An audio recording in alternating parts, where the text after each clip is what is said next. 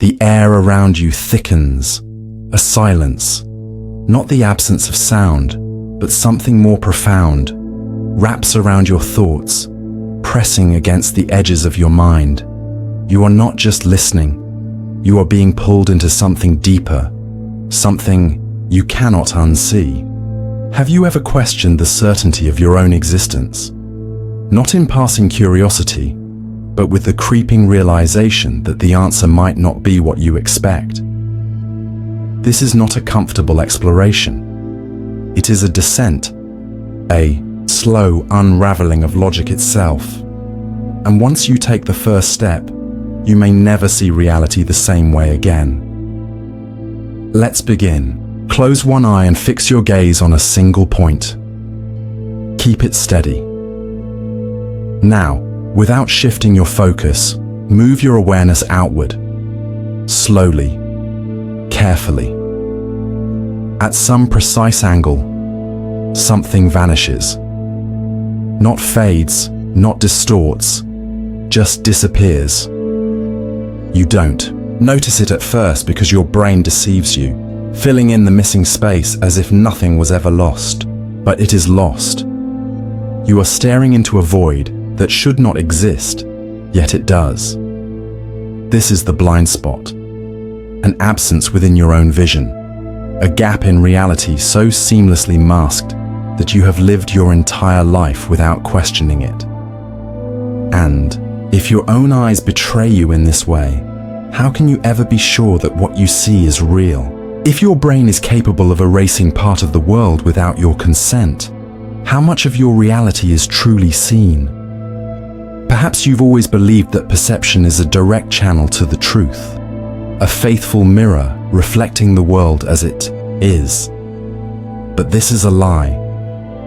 Your vision is not a window, but a construct, a stitched-together illusion designed to convince you of a completeness that does not exist. Right now, your mind is altering your experience of reality, smoothing over the cracks, removing what it deems unnecessary. But who decides what is unnecessary? And what happens when something crucial, something vital, is erased? The blind spot is not an anomaly, it is a clue, a message hidden in plain sight, revealing the limits of your perception. And the implications are staggering. If something existed within that space, something foreign, something unknown, you would never see it. Not because it is invisible, but because your brain would delete it before you even knew it was there. Now, ask yourself, what else is your mind hiding from you? Imagine for a moment that reality is not what it appears to be. Imagine that there are things in the spaces between perception, entities, objects, entire dimensions that exist in the gaps, unseen because they fall within the blind spots of human awareness. How would you ever know? If your mind can seamlessly erase information, could it not be doing so on a far greater scale than you realize? Could entire experiences, entire truths, be removed from your awareness without a trace? Consider history.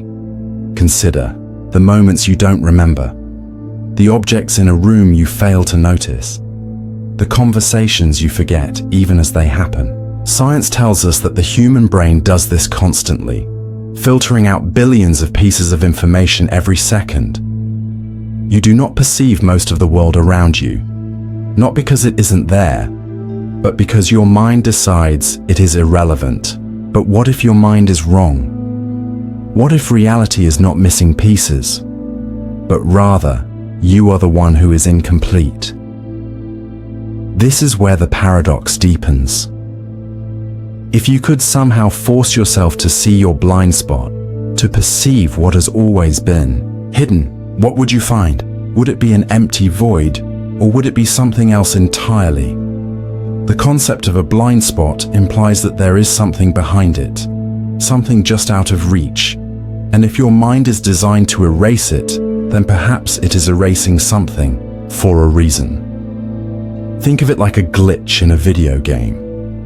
an area of the map that refuses to load, not because it doesn't exist, but because it was never meant to be seen. What happens when you push against that boundary? What happens when you force yourself to look where you were never meant to look? There are those who have speculated that reality itself functions this way, not just in vision, but in existence. That there are blind spots not only in what we see, but in what we understand. That entire sections of reality are missing, edited, out, their absence never questioned because we were never meant to notice. If this is true, then the most disturbing question is not what is hidden, but rather, why is it hidden? What would happen if you saw everything? What would happen if the illusion broke? Would reality unravel? Or would you? Somewhere, right now, there is something you are not seeing. Not because it is not there, but because you have already forgotten that it ever was. And that is perhaps the greatest blind spot of all. Imagine for a moment that you do not exist. Not that you are dead, not that you are asleep, but that you never were. No past, no present, no future, just absolute nothingness. Yet, here you are, thinking, perceiving, experiencing. But how? Do you know? How can you be certain that this moment, this self-awareness, is real? At first, the idea seems absurd. Of course, you exist. You can feel your body, hear your thoughts, recall your memories. But let's break this down. What exactly is this you that you are so sure of? Is it your body? Your thoughts? Your memories? Each of these things can be altered, erased, or proven unreliable. If you lost every memory you ever had, would you still be the same person? If your body were entirely replaced, molecule by molecule, would you still be you? Let's take this further. Imagine a world where you were never born. A world where your name was never spoken, where your presence was never felt. What would be different? Would history have changed? Would the universe have noticed? Or would reality continue on as if you never existed in the first place? If the world can function just fine without you, then does your presence actually matter? Now, flip the question. What if you never stopped not existing? If you didn't exist before you were born, why assume you exist now? What if this moment, this very experience, is nothing more than an illusion, a brief flicker of awareness in an otherwise empty void? Perhaps what you call existence is just a thin film stretched over nothingness, a desperate attempt to impose meaning onto a state that was never meant to be. Consider the possibility that your entire life is nothing but a simulation running inside an unknown mind, a thought, a passing dream. What if you are simply an idea playing out in the consciousness of something else, an entity that will, at any moment, stop thinking about you?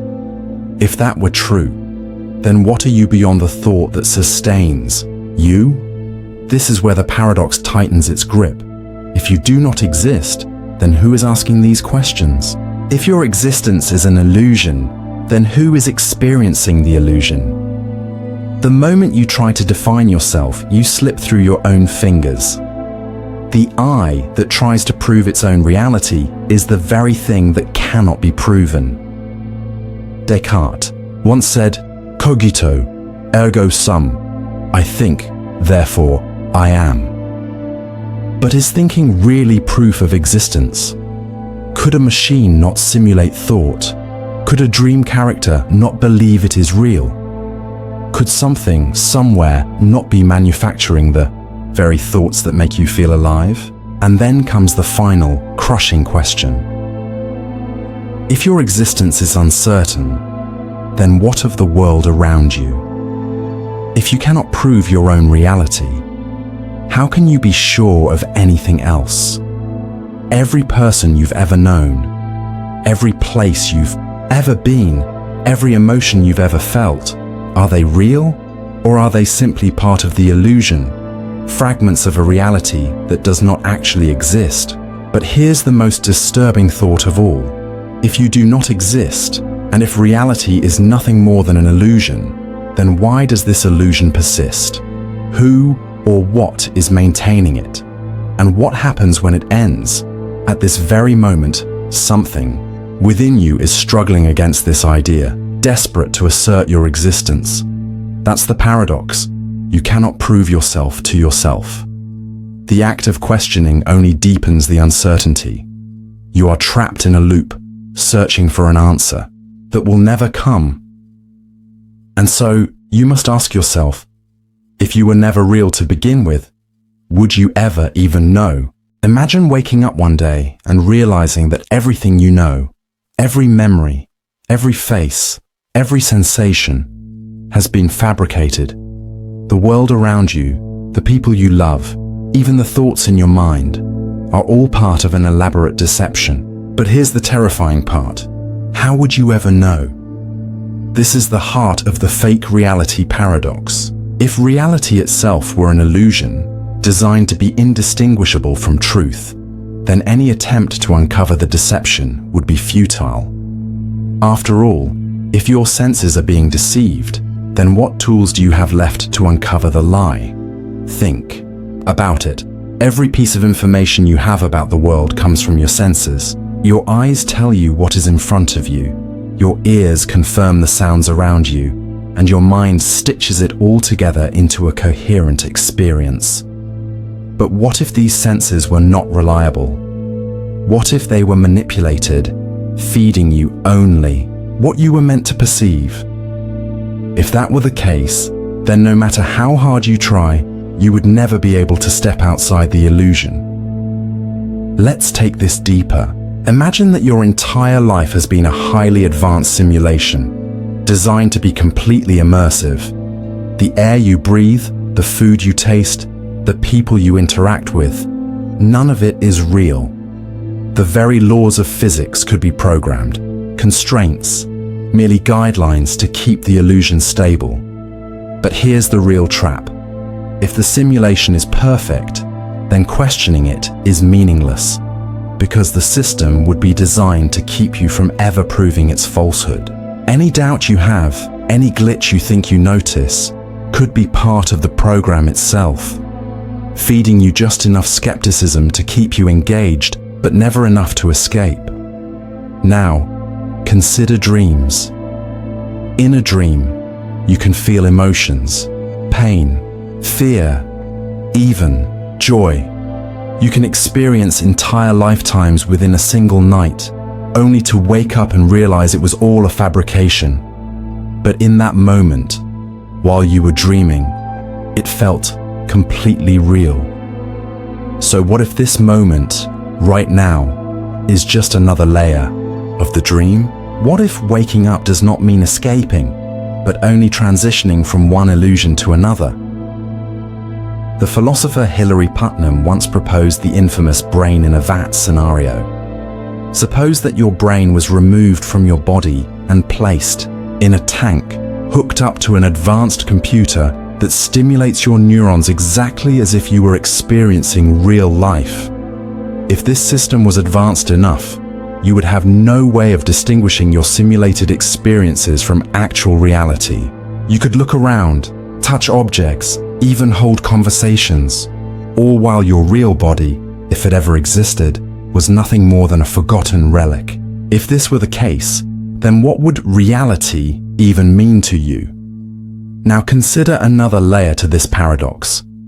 If reality can be faked, then what is stopping it from being faked again and again, recursively, in layers upon layers of deception? What if you discover the truth, only to realize that the truth itself was another illusion, designed to make you believe you had escaped? How many layers deep can the deception go before it no longer makes sense to call anything real at all? Even science struggles with this problem. The principle of empirical observation, testing the world around us, relies on the assumption that our senses provide accurate data. But if our senses are compromised, then every experiment we conduct, every law of physics we observe could be nothing more than an artificial construct. The universe itself could be a grand illusion, self-consistent and self-contained, but no more real than the dreams you wake from every morning. And now comes the most unsettling realization of all. If you cannot distinguish a perfect illusion from reality, then does it even matter whether you are in an illusion or not? If the deception is complete, then for all intents and purposes, the illusion is your reality. This leads to an inescapable question. If everything is a fabrication, including your own thoughts, then what are you? Are you real, or are you just another part of the illusion? Consider this. If you are trapped in a fake reality designed to be indistinguishable from truth, then any realization you have about this deception could itself be a pre-scripted event, meant to keep you occupied, to give you the illusion of freedom while still keeping you inside the system. If every doubt, every question, every theory is itself part of the program, then how do you ever break free? And now, the final chilling question. If you were to wake up right now, if the illusion shattered and you found yourself in the real world, how could you be sure that this wasn't just another layer of the lie?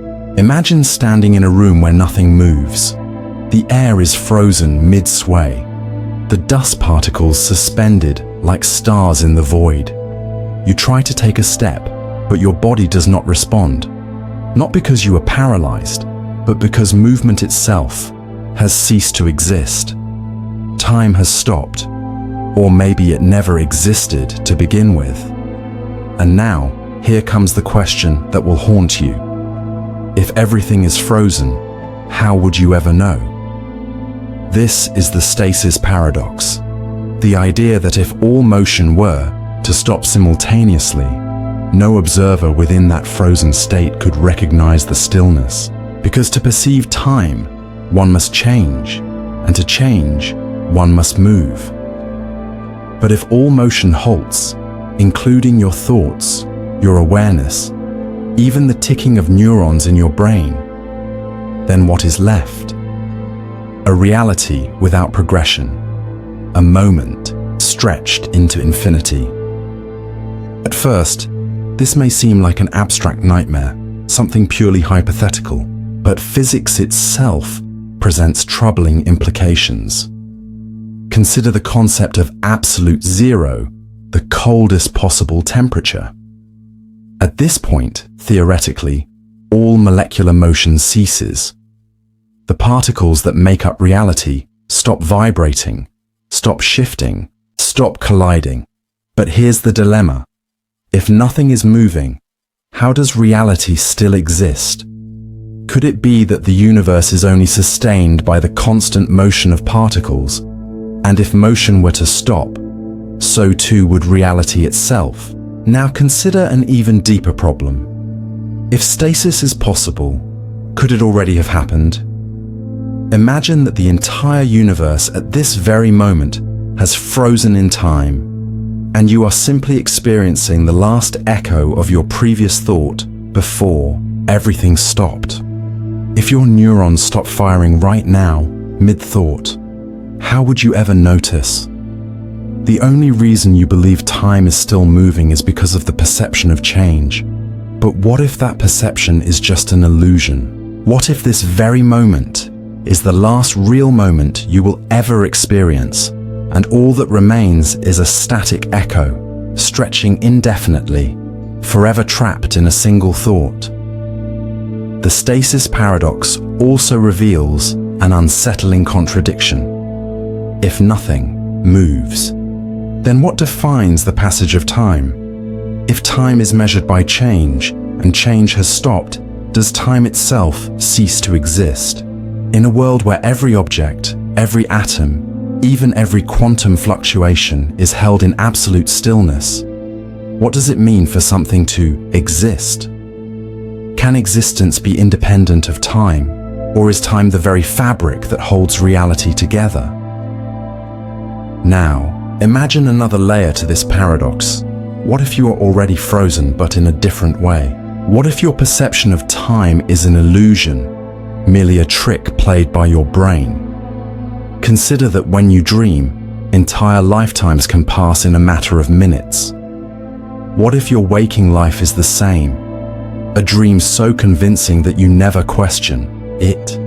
But what if, outside this dream, nothing moves? What if reality is already still, and your mind has created the illusion of motion just to prevent you from recognizing the terrifying truth that nothing is happening, that nothing has ever happened, and that nothing ever will? Consider a photograph, a single frame, capturing a single moment. But now, imagine that your life is nothing but a single frame, an unchanging image, and every experience you think you have is simply an illusion created by your mind filling in the gaps, convincing you that movement exists where there is none. The past, a fabrication, the future, a lie. Only the present moment exists, but even that, too, is frozen. And here is where the paradox deepens.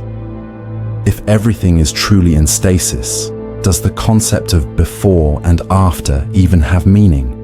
If nothing changes, then sequence collapses. The past and future become indistinguishable, or worse, they cease to exist entirely. You may believe you remember yesterday, but what if those memories were simply implanted into your consciousness at the exact moment reality stopped? If stasis is true, then everything you think you have experienced, everything you believe is yet to come, could be nothing more than static illusions, embedded in an unmoving now. And now, the final, unanswerable question. If everything stopped, and you were frozen along with it, would you ever start again? Or would you simply linger in this motionless abyss, unaware that you are trapped in eternity? If time has stopped, how could it ever start again? Or has it already stopped? And you are just the last thought echoing into nothingness. What if everything you believe to be real is merely a copy? A reflection of something that no longer exists, or worse, something that never existed to begin with? Look around you. The objects in your room, the people in your life, the thoughts in your mind, are they real or are they merely echoes of an illusion? This is the Simulacrum Paradox, the realization that we may be living in a world where the original has been lost, and all that remains are endless replications stripped of meaning. Consider a photograph of a loved one. At first, it is a simple representation, a way to remember. But over time, you begin to associate the image with the person more than the person themselves.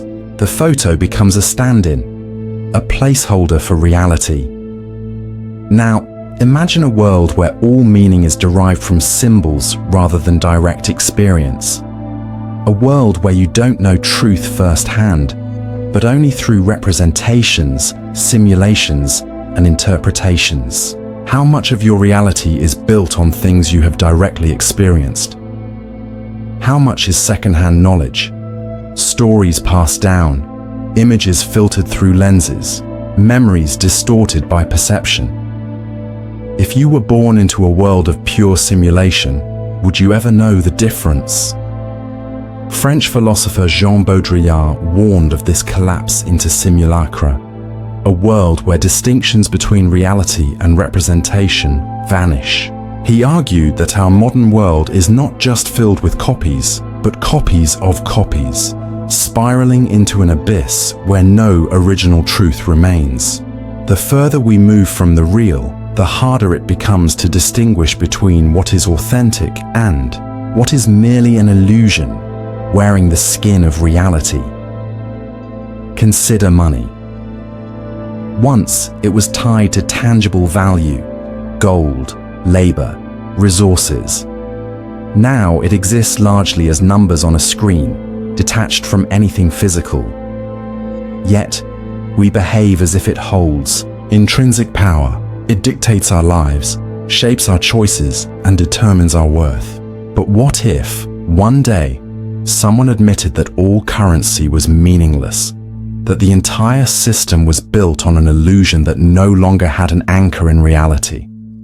Would the illusion crumble, or would we continue believing simply because we know no other way? Think about history. How much of what you know about the past comes from direct experience? Most likely none. Every event you've learned about was filtered through interpretations, perspectives, rewritten narratives. If all records of the past were fabricated, how would you ever know? What if history itself is a simulation, an agreed-upon story that bears no relation to what actually happened? Now, take this one step further. If your memories define who you are, but memories can be altered, fabricated, or erased, then what happens to your identity? What if every moment you have ever experienced was not real, but a carefully crafted simulation, memories inserted into your mind, creating a past that never existed? You would never question it, because it would feel as real as any other memory. And if memories can be simulated, then what does it mean to be you? Imagine walking into a museum. You see an ancient artifact, an object said to be thousands of years old, a relic of a forgotten civilization. You stand before it, awed by its connection to the past. But then, you are told it is a perfect replica, an exact recreation indistinguishable from the original. Does it still hold the same meaning? If you cannot tell the difference, then does it even matter? Now, take this one step further. What if there never was an original? What if every ancient artifact, every historical structure, every moment of significance has already been replaced by copies, and you are merely living in a world where everything is a recreation of something that never truly existed? If every original is lost, but we continue to believe in its existence through its replica, then does it make any difference whether the original ever existed at all? This is the nightmare of the Simulacrum Paradox, that the difference between the real and the artificial has dissolved, and you are trapped in a world of reflections, copies of copies, endlessly repeating themselves without any foundation. That, the stories you tell yourself about who you are, where you come from, and what is true, may all be layers of an illusion so deep that no truth remains. And now, the final, terrifying question. If everything you know is a simulation, then what is beyond the illusion? Is there an original reality hiding somewhere?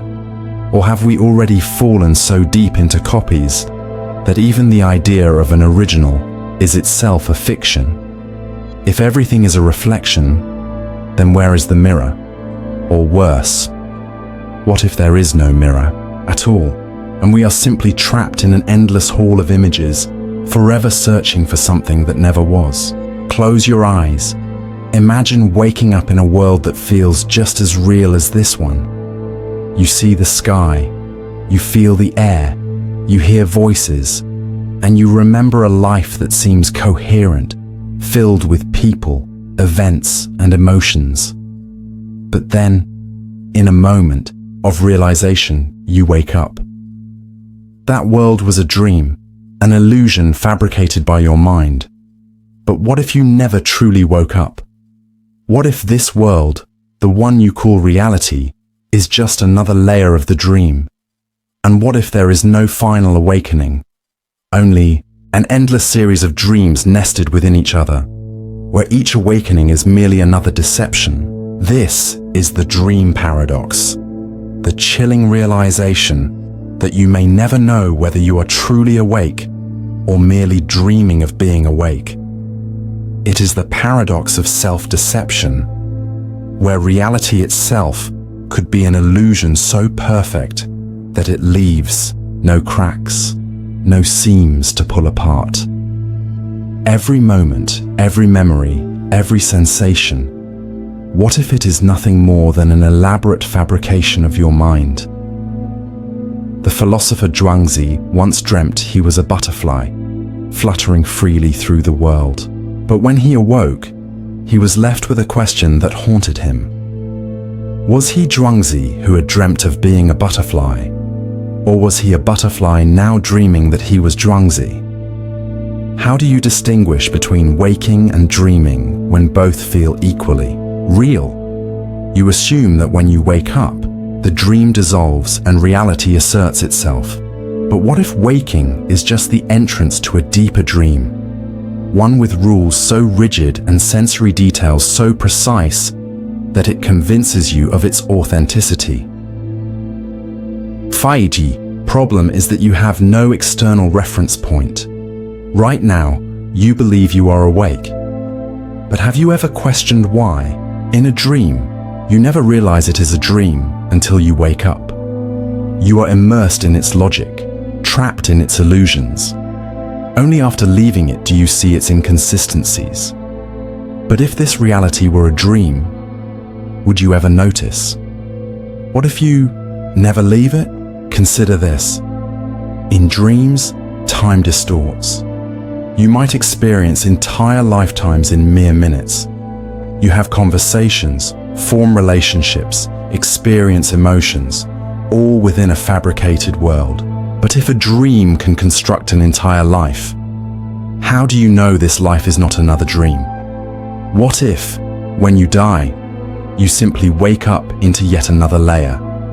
What if death is not the end, but merely an alarm clock pulling you into another reality, which itself is just another dream? Neuroscience tells us that dreams are the brain's way of processing information, a chaotic reconstruction of memories, fears, and desires. But what if the brain itself is dreaming?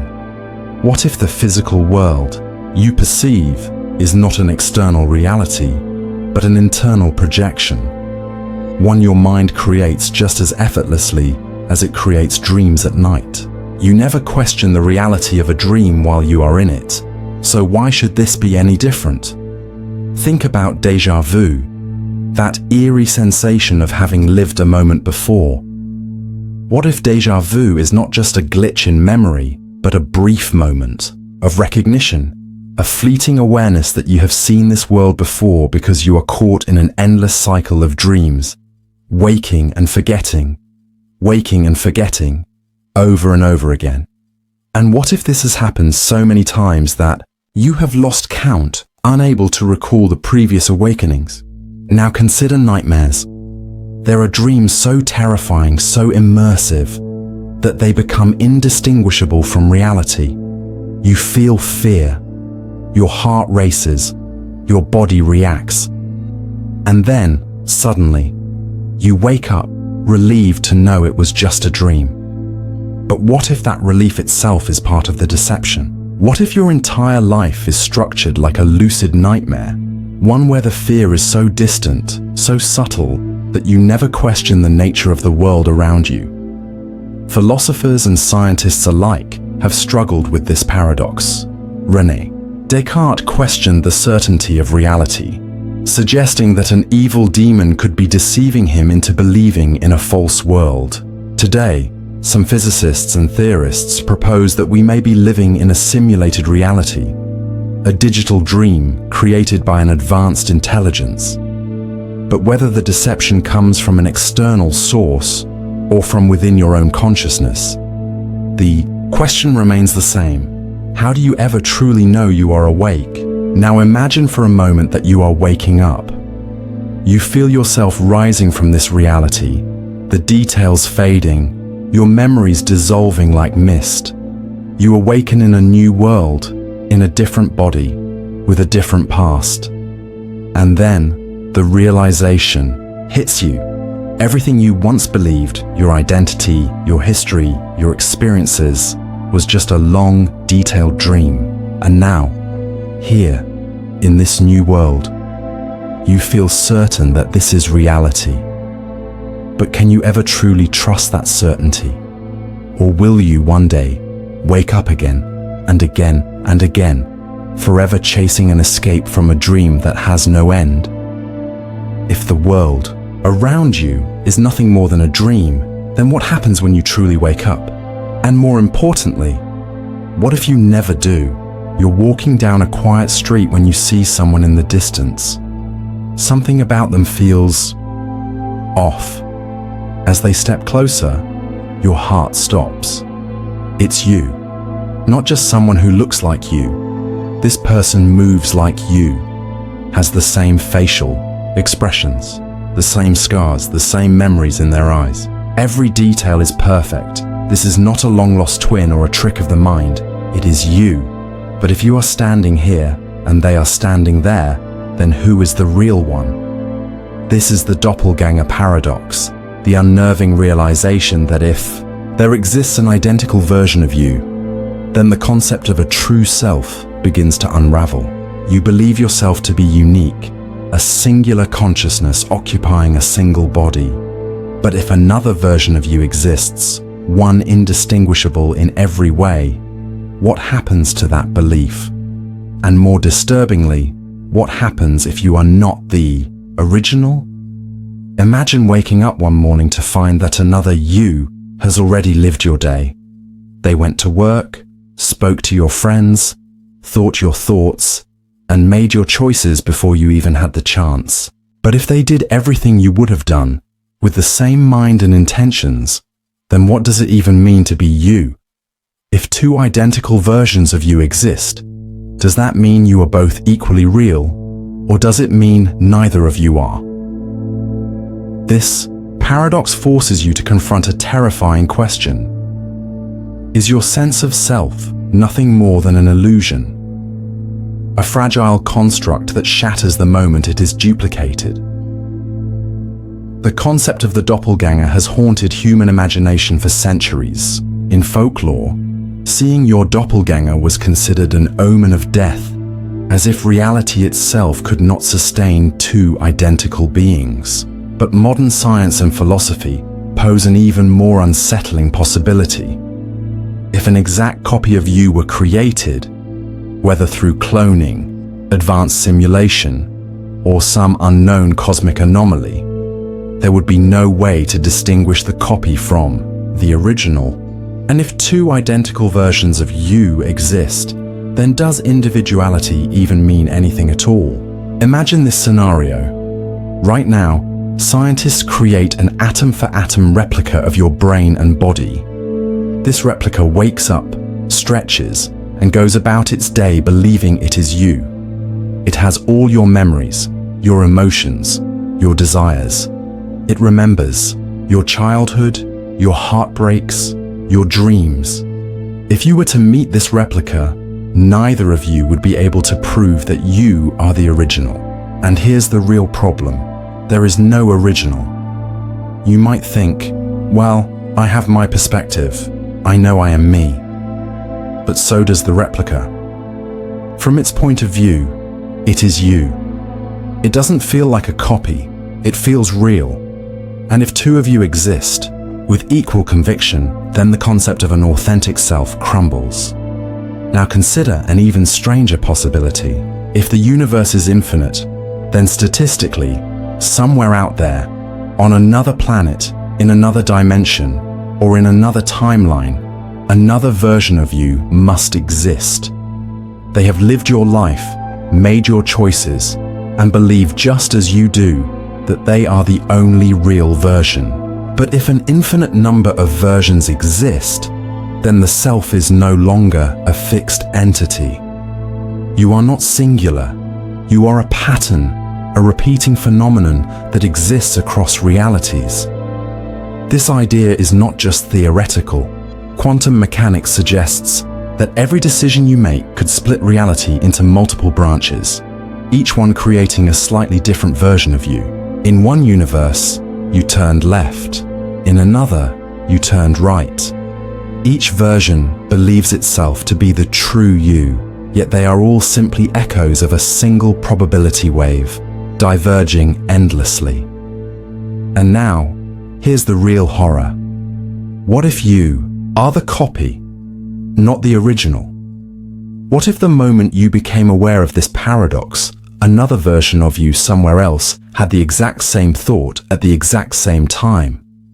Are you merely one of countless duplicates, each believing in their own uniqueness while being no different from the rest? There is no escape from this paradox. The more you think about it, the less certain you become. Because if another you is out there, living, breathing, thinking, then at what point do you cease to be yourself? And if your sense of identity can be copied perfectly, was it ever truly yours to begin with? So, tell me, if you walked into a room and saw another you sitting there, smiling, breathing, thinking, which one of you would leave the room alive? Time is the great ruler of existence. It flows forward relentlessly, pulling you from birth to death in a straight, unbreakable line. You feel its weight with every aging cell in your body, with every memory that fades into the past, with every second that slips from your grasp. But what if time is not what it seems? What if the forward motion you rely on is nothing more than an illusion, a fragile perception that unravels the moment you try to define it? This is the paradox of time, the disturbing realization that time, as you experience it, may not exist at all. If time is truly moving forward, then what is now? If the past no longer exists and the future does not yet exist, then why does the present feel real? You live in a single moment, but that moment is constantly vanishing. So where exactly is time? Imagine pressing pause on the universe. Every atom, every motion, every thought comes to a halt. There is no movement, no change, just a frozen stillness. But in this frozen state, does time still exist? If nothing is happening, if no clocks are ticking, if no minds are thinking, then is there still time? And if time disappears the moment nothing moves, then is time something that exists at all? Or is it just the measurement of change? Physics tells us that time is not an independent force. It is merely a dimension, like length or width, woven into the fabric of space.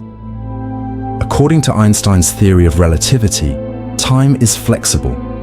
It stretches and contracts depending on how fast you move or how close you are to a massive object.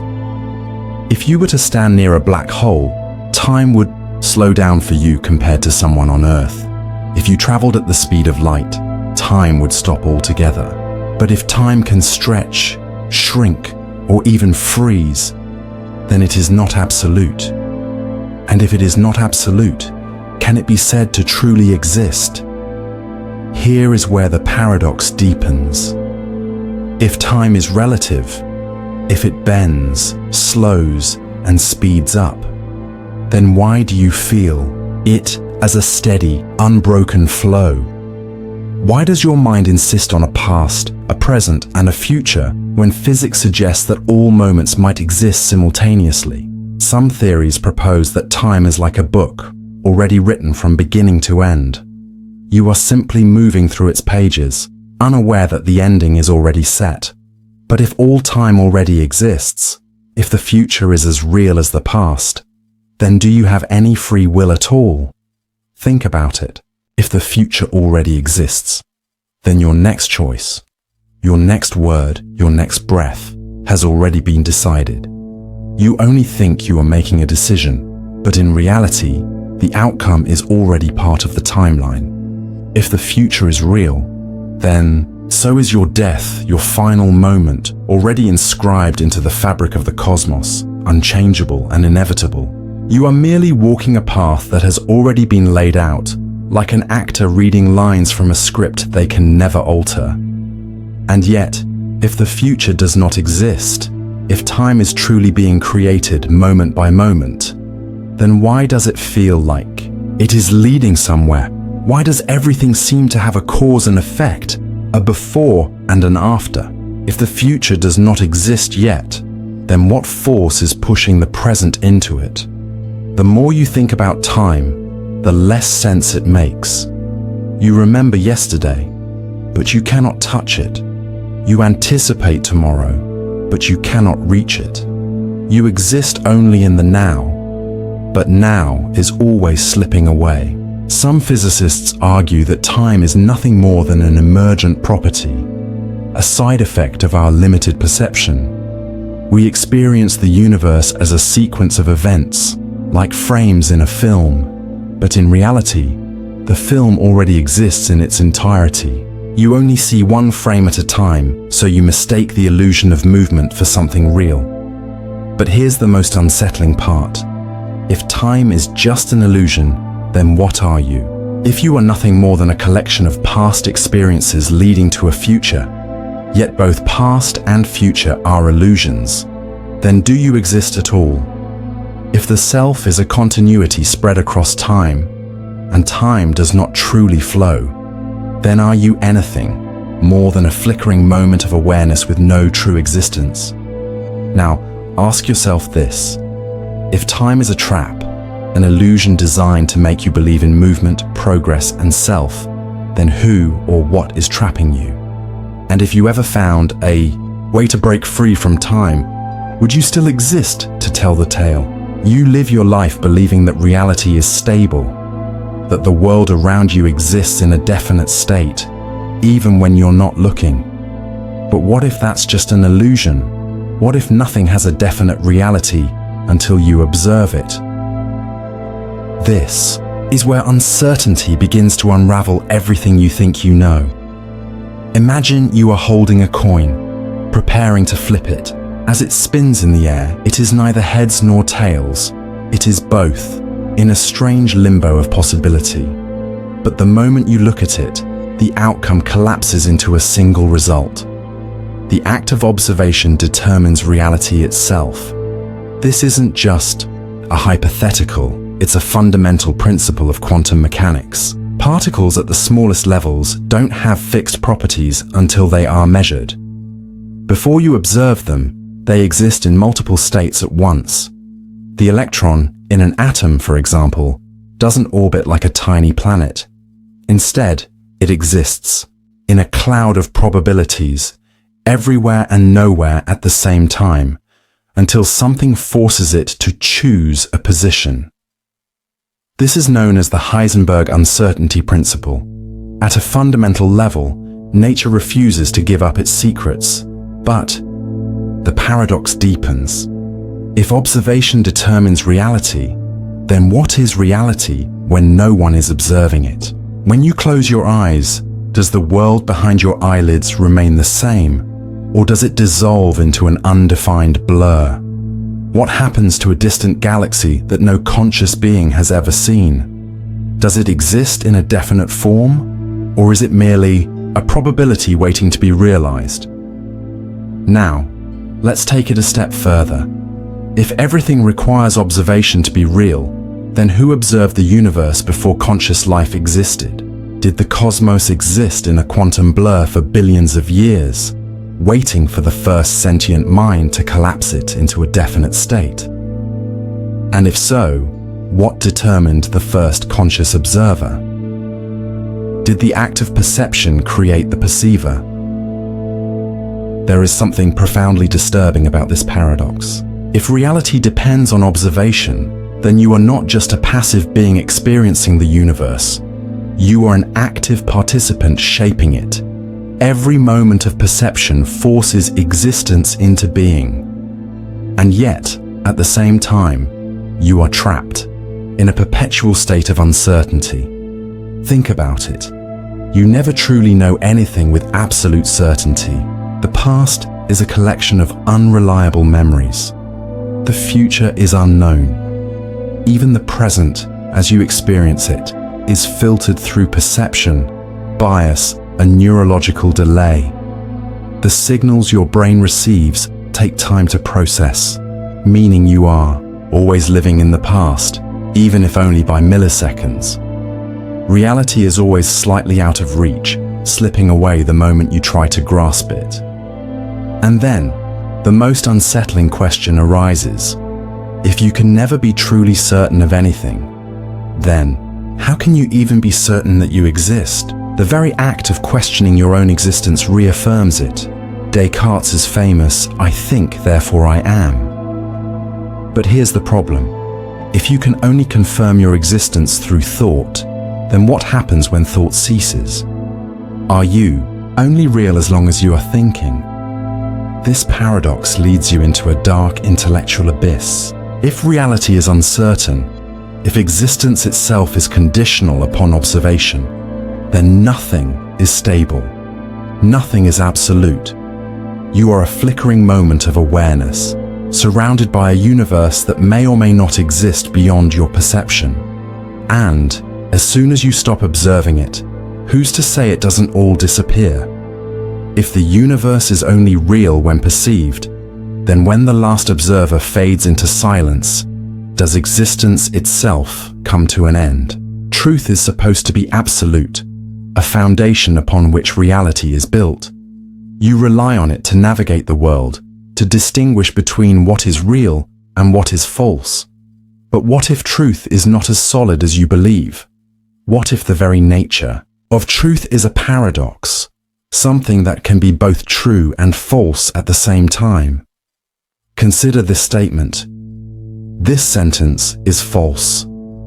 If the sentence is true, then it must be false, because that's what it claims. But if it's false, then it must be true, because it correctly describes itself as false. The moment you try to determine its truth, you are caught in an endless loop. It is neither true nor false, yet it is both. It is a truth that contradicts itself, an inescapable paradox. Now, expand this idea beyond just a single sentence. What if reality itself operates on the same contradiction? What if everything you consider to be true is only true within a system of logic that can be broken? Imagine a world where every fact you rely on is dependent on another fact, which in turn is dependent on yet another. If you trace these dependencies far enough, where do they lead? Can any truth stand alone, or does every truth rely on another truth to justify it? Take a historical example. For centuries, people believed the Earth was the center of the universe. It was accepted as truth, taught as fact. But then, science revealed that the Earth orbits the Sun. The old truth became false. Yet, for those who lived in the past, their falsehood was truth. So was it ever truly false? And can the truths you accept today suffer the same fate in the future? Here's an even darker thought. What if you are living under a false truth right now? What if some of your deepest convictions, the things you are most certain about, are actually wrong? How would you even know? After all, you base your understanding of truth on the information available to you. But what if that information is flawed, distorted, or incomplete? There's a psychological phenomenon called the illusion of knowledge. The human mind hates uncertainty, so it fills in the gaps with assumptions, biases, and simplifications. You believe you understand things that you actually don't. Your mind takes shortcuts, turning complexity into certainty, even when that certainty is an illusion. And here's where the paradox tightens. If truth is built on perception, and perception is fallible, then how can you ever be sure that what you believe is truly real? Every piece of knowledge, every fact, could be an intricate web of assumptions, layered so deeply that even questioning them feels impossible. Now, take this to the extreme. Imagine a world where everything you know is a lie. Not in the sense of deception, but in the sense that your reality is structured upon false premises. What if mathematics itself, something you trust as universal, only works because of hidden errors in human reasoning? What if logic, the tool you use to separate truth from falsehood, is itself flawed? What if the very act of trying to prove truth reveals that truth is unprovable? This is not just theoretical speculation. Mathematician Kurt Gödel proved that in any sufficiently complex system, there will always be truths that cannot be proven. No matter how much you analyze, no matter how deep you go, there will always be unprovable truths. Statements that are true, but that you can never verify. Reality, it seems, has a built-in uncertainty, a barrier that prevents complete understanding. And so, the question lingers. If some truths can never be proven, and if past truths have turned out to be false, then what guarantees that what you believe now is real? How do you know you are not trapped in a system of false truths, incapable of escaping, incapable of even recognizing the illusion? If a truth can be false, and a falsehood can be true, then does truth even exist at all? Or is it nothing more than a comforting delusion, a lie you tell yourself to avoid falling into the abyss of uncertainty? You are searching for an answer, an ultimate explanation that makes sense of everything. But what if there is no end to the search? What if every answer leads to another question? Every explanation demands a deeper justification. And the more you seek, the further the truth retreats. This is the infinite regress paradox, a logical abyss where every claim, every proof, every reason requires another and another, stretching infinitely backward, never reaching a final foundation. It is the intellectual equivalent of standing between two mirrors, watching your reflection duplicate endlessly, spiraling into the void. Think about a simple question. Why is the sky blue? You might answer, because of the way light scatters in the atmosphere. But why does light scatter that way? Because of the laws of physics. But why do those laws exist? Because of the fundamental nature of the universe. But why does the universe have that nature? No matter how deep you go, you will always encounter another layer, another question, another demand for explanation. There is no bottom, just an endless descent into the unknown. Philosophers have struggled with this paradox for centuries. Suppose you claim that something is true. How do you prove it? You provide a reason. But then, how do you prove that reason? With another reason, and then another. This chain of justification cannot continue forever. Yet, if it stops arbitrarily, then why should that final reason be accepted as true? This paradox infects everything: science, mathematics, logic, even your own thoughts. Consider your beliefs. You believe certain things are true, but why? Because of evidence, because of authority, because of intuition. Trace any belief far enough, and you will either find yourself in an infinite loop of justifications or standing on an assumption that has no proof. Now imagine the implications. If everything you know is built upon an endless chain of dependencies, then do you truly know anything at all? If every fact relies on a prior fact, and that fact relies on another, then what is the first fact? And if no first fact exists, is there even such a thing as truth? Some have tried to escape this paradox by proposing an ultimate foundation, a self-evident truth that needs no justification. But can such a thing truly exist? If a truth requires no proof, how do you know it is true? And if it does require proof, then we are back in the infinite regress. This paradox appears in theology as well. If everything needs a cause, then what caused the universe? Some say, God. But what caused God? If God needs no cause, then why must anything else need one? If God is beyond explanation, why not the universe itself? Any attempt to escape the regress merely shifts the problem rather than solving it. But perhaps the most disturbing aspect of infinite regress is that it does not just exist in abstract philosophy. It exists in your mind. Think of any thought you have. Why do you believe it? You justify it with another thought. But what justifies that one? Your very consciousness is built on an endless loop of self-referential justifications. And the deeper you analyze your own thinking, the more unstable it becomes. You trust your memories, but how do you know they are accurate? You assume your perception reflects reality, but how do you prove it? You trust logic, but how do you justify logic without using logic itself? Every answer folds back onto itself, and before you realize it, you are trapped in an infinite spiral, unable to escape, unable to reach certainty.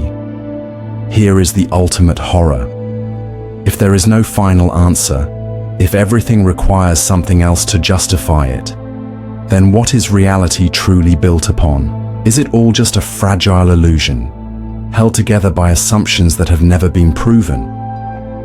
You try to grasp the foundation, to find the ultimate explanation, but the more you reach, the more it slips away. You fall deeper and deeper into the regress, until the very act of questioning becomes meaningless. And so you are left with the final, unanswerable question. Is there a truth that stands alone, needing no justification? Or is all of reality nothing more than an infinite chain of illusions stretching endlessly into the void? Imagine waking up in a sterile, dimly lit laboratory. Wires snake out from your head, connecting you to a vast machine humming softly in the darkness. You try to move, but your limbs do not respond. Panic sets in. You look down, only to realize you have no body. You are nothing but a brain, floating in a vat of nutrient-rich fluid, with electrodes feeding information directly into your neurons. But here's the real question. How would you know? This is the brain in a vat paradox, a modern twist on an ancient nightmare. It suggests that everything you experience, your senses, your memories, your entire world, could be nothing more than electrical impulses fed to you by an external system. Every sight, every sound, every touch might be artificially generated. The taste of your favorite food? A pre-programmed signal. The warmth of the sun on your skin? Just a simulation. Even your own thoughts, your sense of self, could be manipulated, controlled, altered. Now pause. Look around you. Feel the weight of reality pressing in. How do you know it is real? You might say, because I can touch it, because I can see it. But in a vat, your brain would experience the same sensations. The electrical signals it receives would be indistinguishable from those of a person walking freely in the real world. If you were trapped in such a scenario, you could live an entire life, love, suffer, dream, achieve, all while being nothing more than an isolated consciousness suspended in liquid. But let's go deeper. If this were true, then what is real? If all experience is just electrical signals interpreted by the brain, then what difference does it make whether those signals come from an actual world or a computer simulation? Would a simulated reality be any less real than the one you believe you inhabit now? Philosophers have pondered versions of this paradox for centuries. Descartes famously asked, "What if an evil demon deceived me, making me believe in a world that does not exist?" In the modern age, we have replaced the demon with machines, but the question remains unchanged. Can we trust our own perceptions? Science itself supports the unsettling implications of this paradox. We know that the brain constructs reality, filtering raw sensory input into a coherent experience. But what happens when those inputs are controlled externally? Experiments in neuroscience have demonstrated that the brain can be tricked, that false memories can be implanted, that people can be made to feel sensations in limbs they no longer have. If our consciousness is this malleable, then what guarantees that the reality we know is genuine? But let's take it one step further. If you are just a brain in a vat, then so is everyone you have ever known. your family, your friends, your mentors, your heroes, mere projections within the simulation. And if that is true, then are they truly conscious? Do they have thoughts, emotions, or dreams of their own? Or are they just scripted responses, programmed into your artificial world? And then comes the final, most unsettling thought. What if you were never human at all? What if the memories of your childhood, the struggles you endured, the lessons you learned were all fabricated? What if you were nothing more than an experiment, your artificial mind created for the amusement or study of something beyond your comprehension? You reach for an answer, a way out of the paradox, but every escape collapses back into uncertainty. If you are in a simulation, there is no way to know. Any evidence you find, any proof you seek, would be part of the illusion. The very logic you use to question reality could itself be an implanted construct. So now, as you sit there, reading these words, ask yourself, are you awake or are you dreaming? Are you free or are you a prisoner of an unseen force? And the worst part, you will never know. You are your own worst enemy. You always have been. There is a part of you, a deep hidden impulse that seeks to destroy everything you are. It whispers when you stand too close to the edge of a cliff. Jump. It lingers in moments of despair, urging you to tear down everything you've built. It feeds the thoughts that tell you to ruin relationships, to sabotage success, to court disaster. And the most disturbing part, you cannot escape it because it is you. But here's the paradox. If you are the one who destroys yourself, then who is the real you? The one who wants to live or the one who wants to end it all? If both desires exist within you, then are you a single self or are you divided? Two opposing forces locked in an endless struggle. Imagine a person who, at the height of their success, suddenly decides to burn everything to the ground. They leave their career, abandon their family, sever all ties, and vanish. It is as if the very act of achievement creates a pressure that can only be relieved by obliteration. But why? Why does destruction feel like an answer? It is not just individuals who fall into this paradox. Civilizations rise, reach their peak, and then self-destruct. Great empires collapse, often not because of external threats, but from the rot within. The same society that builds marvels of art, science, and philosophy will, given enough time, turn to decadence, corruption, and ruin. It is as if destruction is woven into the very nature of existence. But let's go deeper. Look at the universe itself. Every star, no matter how bright, will one day burn out. Every structure, no matter how stable, will decay. The laws of thermodynamics dictate that entropy must always increase. Order inevitably collapses into disorder. If everything in reality tends toward destruction, then perhaps self-destruction is not an anomaly. Perhaps it is the most fundamental rule of all. Now consider your own mind. You want to live, but deep down, you carry the seed of your own undoing. Some call it the Freudian death drive, the unconscious pull towards self-annihilation. It manifests in subtle ways: procrastination, self-sabotage, reckless behavior. Even the smallest acts of self-destruction, a missed opportunity, a broken promise, are echoes of a larger truth. The mind is at war with itself. But if that is true, then what? Does it mean to have free will? If a part of you always longs for destruction, then are you truly in control of your choices? Or are you merely the battlefield upon which two opposing forces, life and death, creation and ruin, are eternally locked in combat? You want to believe that you can choose, that you are more than your worst instincts. But here is the final, most unsettling twist. The very fact that you are still listening to this, that you are drawn to these dark thoughts, proves that the impulse for self-destruction is alive within you. A person who was entirely free from this paradox would have turned away by now. But you haven't.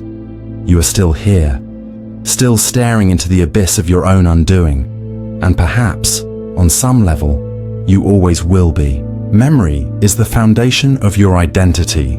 Everything you are, your name, your past, your beliefs, rests upon the fragile architecture of memory. But what if memory is nothing more than an illusion? What if everything you remember is a lie? Think back to your childhood. A favorite toy, a beloved pet, a place you visited. You can recall these moments, but how accurate are they? Studies show that memory is not a perfect recording, but a reconstruction. Every time you remember something, you are not recalling the original event. You are remembering the last time you remembered it. Like making a copy of a copy, each recollection distorts the original, subtly changing the details. In time, what you remember may bear little resemblance to what actually happened. Now ask yourself, if your memories define you, but your memories are unreliable, then who are you really? There are people who remember entire events that never happened. They swear by them, convinced of their truth. But the brain can fabricate memories as easily as it recalls real ones. Eyewitness testimonies, long considered the gold standard of truth, are riddled with inconsistencies. People have been convicted of crimes based on memories that felt real but never actually occurred. And here's where the paradox deepens. If you cannot trust your memories, then how can you trust your sense of self? If you woke up tomorrow with an entirely different set of memories, believing you were someone else entirely, what would that make you? Would you still be you? Consider the case of amnesia. A person who loses their memories does not cease to exist, but they become someone else, a different personality, a different set of desires.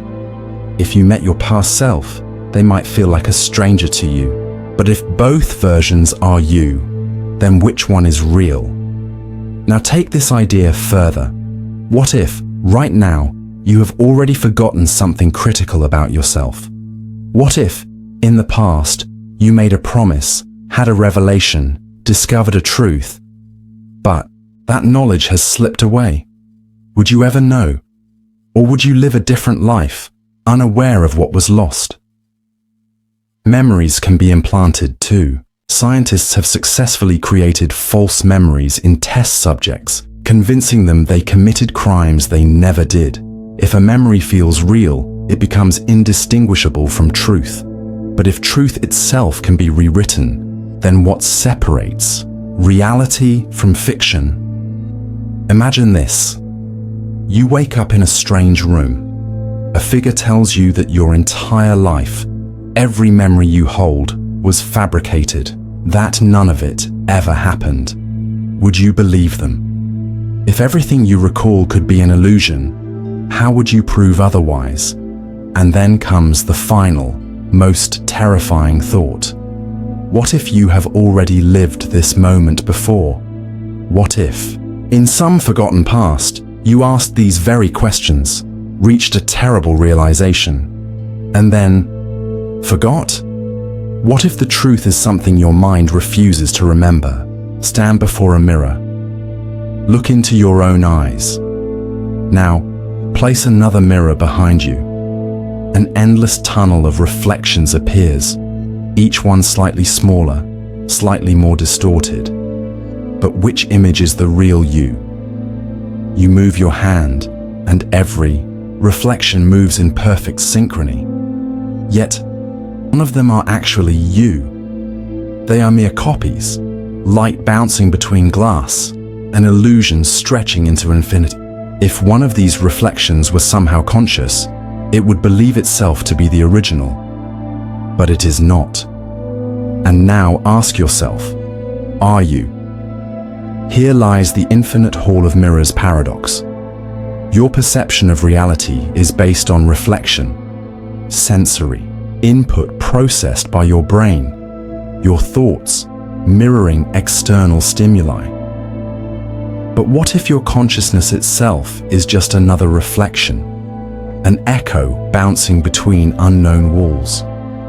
What if you are merely an image of something else, something beyond your ability to perceive? Consider this. When you think about yourself, what do you see? A name, a face, a story, a collection of memories and identities formed over time. But is this truly you, or is it merely a reflection of society's expectations, shaped by those around you? The self you believe in may just be a mirrored version of what others have told you to be. If every reflection is slightly altered, then with each passing day, with each conversation, each experience, the image of yourself shifts. Now, let's go deeper. Imagine a reality where each person is trapped in their own mirror. You see others, you interact with them, but you never truly reach them. You see only the version of them that your mind reflects. When you speak to someone, you do not engage with them directly. You engage with your perception of them. Their true thoughts, their real self, remain forever just beyond reach, distorted through the lens of your own mind. But here's where the paradox turns even darker. If every perception you have is merely a reflection of something else, then what is at the center? If an infinite number of mirrors reflect each other with no original, then does anything truly exist at all? Think about dreams. When you dream, you believe in the reality of the dream world. Yet when you wake up, you realize it was an illusion, a reflection of your subconscious. But what if waking life is no different? What if the world around you is merely another reflection, one you are incapable of seeing beyond? In the infinite hall of mirrors, there is no escape. Every attempt to grasp at truth only leads to another layer of illusion. Every answer you find only reveals another question. You are not looking at reality. You are looking at reflections of reflections, echoes of echoes. And then comes the final, most unsettling thought. If you were to turn around, to step beyond the mirrors, what would you find? Would there be anything at all, or would you simply vanish, like a reflection, realizing it was never real to begin with? Close your eyes. Listen. What do you hear? Maybe the faint hum of an appliance, the distant murmur of traffic, or the subtle ringing in your ears. But true silence, absolute silence, is something you have never experienced. You think you know what silence is, but have you ever actually heard it? Or is silence just an illusion, a concept that crumbles under closer scrutiny? Imagine being placed in a room designed to be the quietest space on Earth, a chamber so perfectly insulated that it absorbs 99.99% of all sound waves. Inside, there are no echoes, no external noises, nothing but the absolute absence of sound. At first, you might feel a strange calm, a relief from the constant background noise of daily life. But then something strange begins to happen. The longer you sit in true silence, the more unbearable it becomes. You start to hear things you've never noticed before. The sound of your own breathing, the blood rushing through your veins, the pulsing of your heartbeat. The absence of external noise amplifies the internal. In the quest for silence, you are only left with the inescapable sounds of your own existence. And yet, this is not true silence either. No matter how much we strip away, sound remains. Even if we were to eliminate every internal noise, there would still be the electrical signals firing in your brain, the atoms vibrating within you, the quantum fluctuations humming at the edges of reality. Silence, in its truest form, cannot exist. But the paradox goes deeper. Silence is defined by the absence of sound. Yet, to perceive silence, you must be aware of what is missing. If absolute silence existed, it would be unknowable because there would be no reference point, no contrast to define it. Silence is only meaningful because of sound. If the entire universe were silent, if no vibration or wave existed anywhere, would silence even have a meaning? Would there even be a concept of silence? Or would it simply be nothing? Let's take this further. Imagine a moment where all sound ceases, not just for you, but for everything. No sound waves, no vibrations, no movement. In this state, would time itself continue? After all, sound requires time to propagate. If there is no vibration, if nothing is oscillating, if no air molecules are shifting, has time itself come to a halt? Could it be that sound is not just something we hear, but something that proves reality is still in motion? This is where the paradox tightens its grip. You cannot hear silence. The moment you try, it ceases to be. True silence is something you will never experience because the act of listening introduces perception, and perception itself is an act of disturbance. Like a quantum particle changing when observed, silence dissolves the moment you try to capture it. Even in death, silence remains elusive. If your mind were to cease, if all perception stopped, would you finally experience true silence? No, because experience itself would be gone. You cannot hear nothingness. If there is no consciousness to perceive silence, then silence itself has no meaning. In that sense, silence is not an absence, it is an illusion, a conceptual void that collapses under scrutiny. Think about this. Have you ever heard the sound of silence? Or have you only heard the sound of its absence? If silence can never truly be experienced, then does it even exist? Or is silence just another paradox? A reality that vanishes the moment you try to grasp it? Look around you. Observe the colors filling your vision. The blue of the sky, the deep red of a rose, the endless spectrum that defines your world. But stop and ask yourself, do colors exist? Not in the way you think they do. Because the color, you see, the vivid hues that shape your reality may not be real at all. Color is not an inherent property of objects. A red apple is not actually red. It merely reflects wavelengths of light that your brain interprets as red. If no one were there to see it, the apple would have no color at all. Just a surface absorbing and reflecting different frequencies of light. Without an observer, color is meaningless. It is not a property of the world. It is a fabrication of the mind. But here's where the paradox begins to unravel your perception. If color is something your brain creates, then how do you know that what you see is the same as what someone else sees? When you and I look at the same shade of blue, are we truly seeing the same thing? Or are we merely using the same word to describe experiences that might be vastly different? Imagine a person born with an inverted perception of colors, where what you call red appears to them as green. But since they have always known it by that name, they never realize the difference. They function normally in the world, calling the sky blue, the grass green, never knowing that their experience is not the same as yours.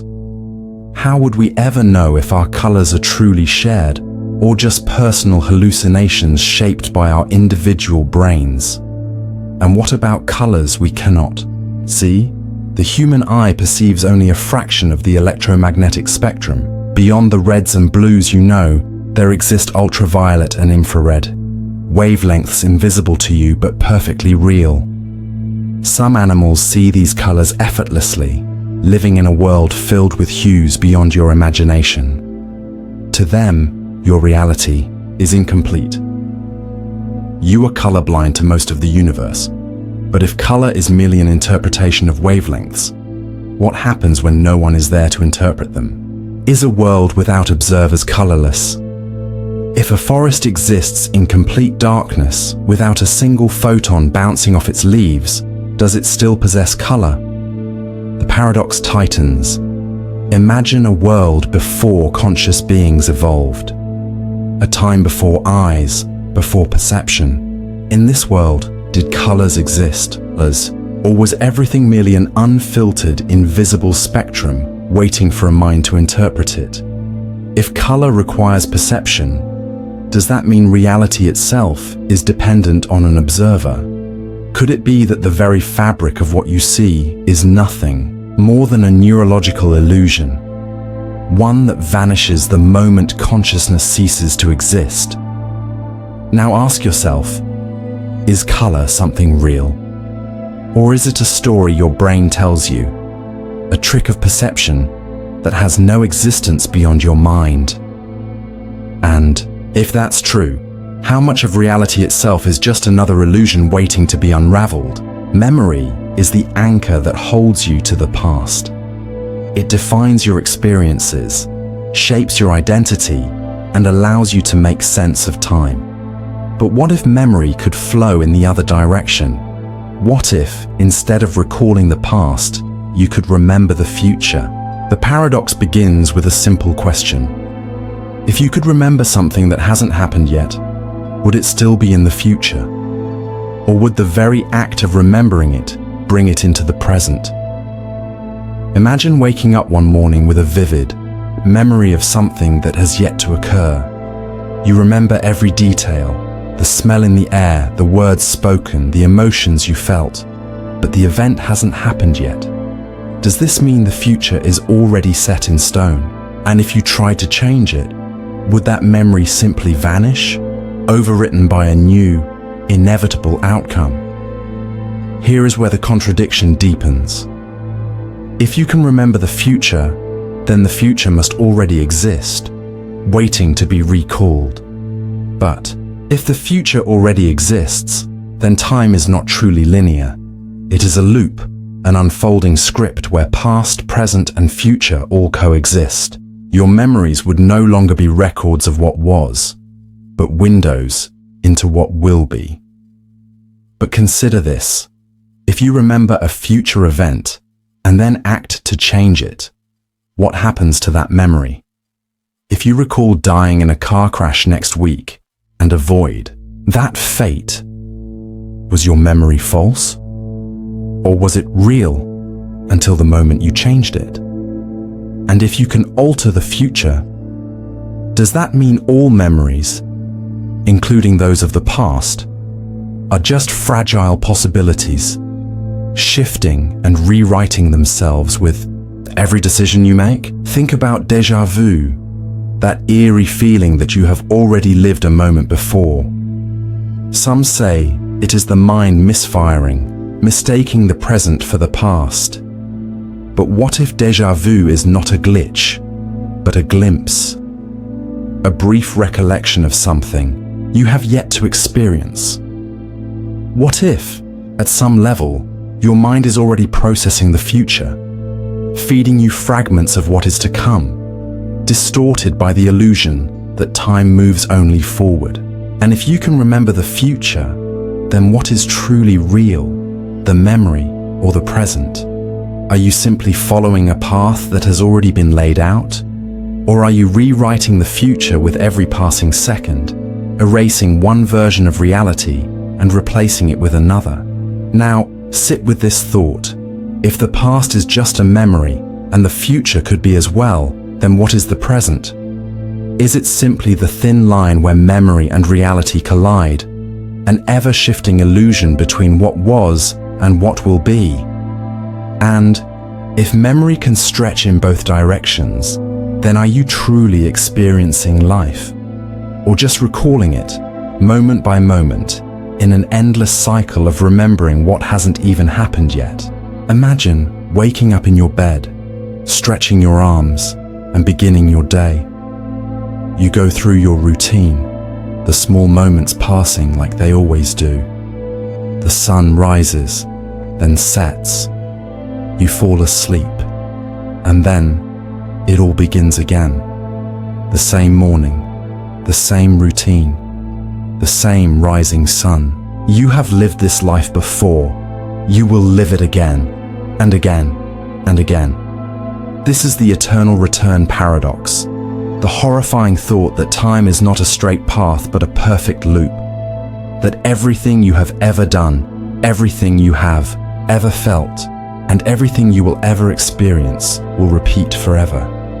You are trapped in an infinite cycle, doomed to relive the same existence an endless number of times, with no escape. The idea of eternal recurrence is an ancient one. The Stoics believed that the universe is cyclical, that all things will happen again in an infinite cycle of destruction and rebirth. Friedrich Nietzsche took this idea further, suggesting that if eternal return were true, it would be the ultimate test of life's meaning. If you had to relive every moment exactly as it happened, every regret, every mistake, every joy, would you embrace it? Or would you despair at the inescapable repetition? But here's where the paradox sharpens its teeth. If the universe is truly infinite, then every possible arrangement of particles must eventually repeat.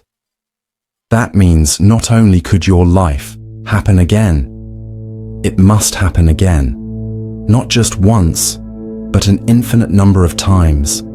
Every conversation, every thought, every choice has already been made before and will be made again. And if that is true, then what does it mean to have free will? If you have lived this life before, then are your choices truly yours? Or are you simply following a script, playing your role in a cosmic play that you have acted out an infinite number of times? Now, consider an even darker implication. What if you are aware of the cycle? What if, in some deep, hidden part of your mind, you remember that you have lived this before? Déjà vu, those eerie moments of familiarity, could be glimpses of past cycles bleeding through. Maybe that strange feeling of knowing what will happen next is not coincidence, but memory. And now, the question you must face: if you are truly trapped in eternal recurrence, does it even matter what you do? If your every action has already been set in motion, if you have already walked this path 1,000 times before, then does anything truly change? Or worse, what if this is the first time, the only time, that you are aware of the cycle? What if, in all your infinite repetitions, you have never realized the trap until now? And if that is true, what will you do differently, knowing that none of it will ever end? Can you control your thoughts? Or do they simply appear in your mind, uninvited, like echoes from an unknown source? Right now, as you read this, try to stop thinking. Completely. Empty your mind of every idea, every word, every image. Do not think of anything at all. But in doing so, you have already failed. The very attempt to silence your thoughts creates a new one, the thought of stopping thought. The paradox reveals itself in this impossibility. To consciously eliminate all, thought is, itself, a thought. It is an act that contradicts itself the moment it is attempted. But let's go deeper. Where do your thoughts come from? You might believe they arise from your mind, that you generate them through will and intention. But if that were true, then who is the you that decides which thoughts to think? If you were in control, you would only think happy, productive thoughts, free of worries and distractions. And yet, unwanted thoughts constantly intrude, appearing without warning, sometimes disturbing, sometimes random, sometimes utterly meaningless. If you are the thinker of your thoughts, then why do so many come against your will? The more you try to push them away, the stronger they return, as if they exist independently of you.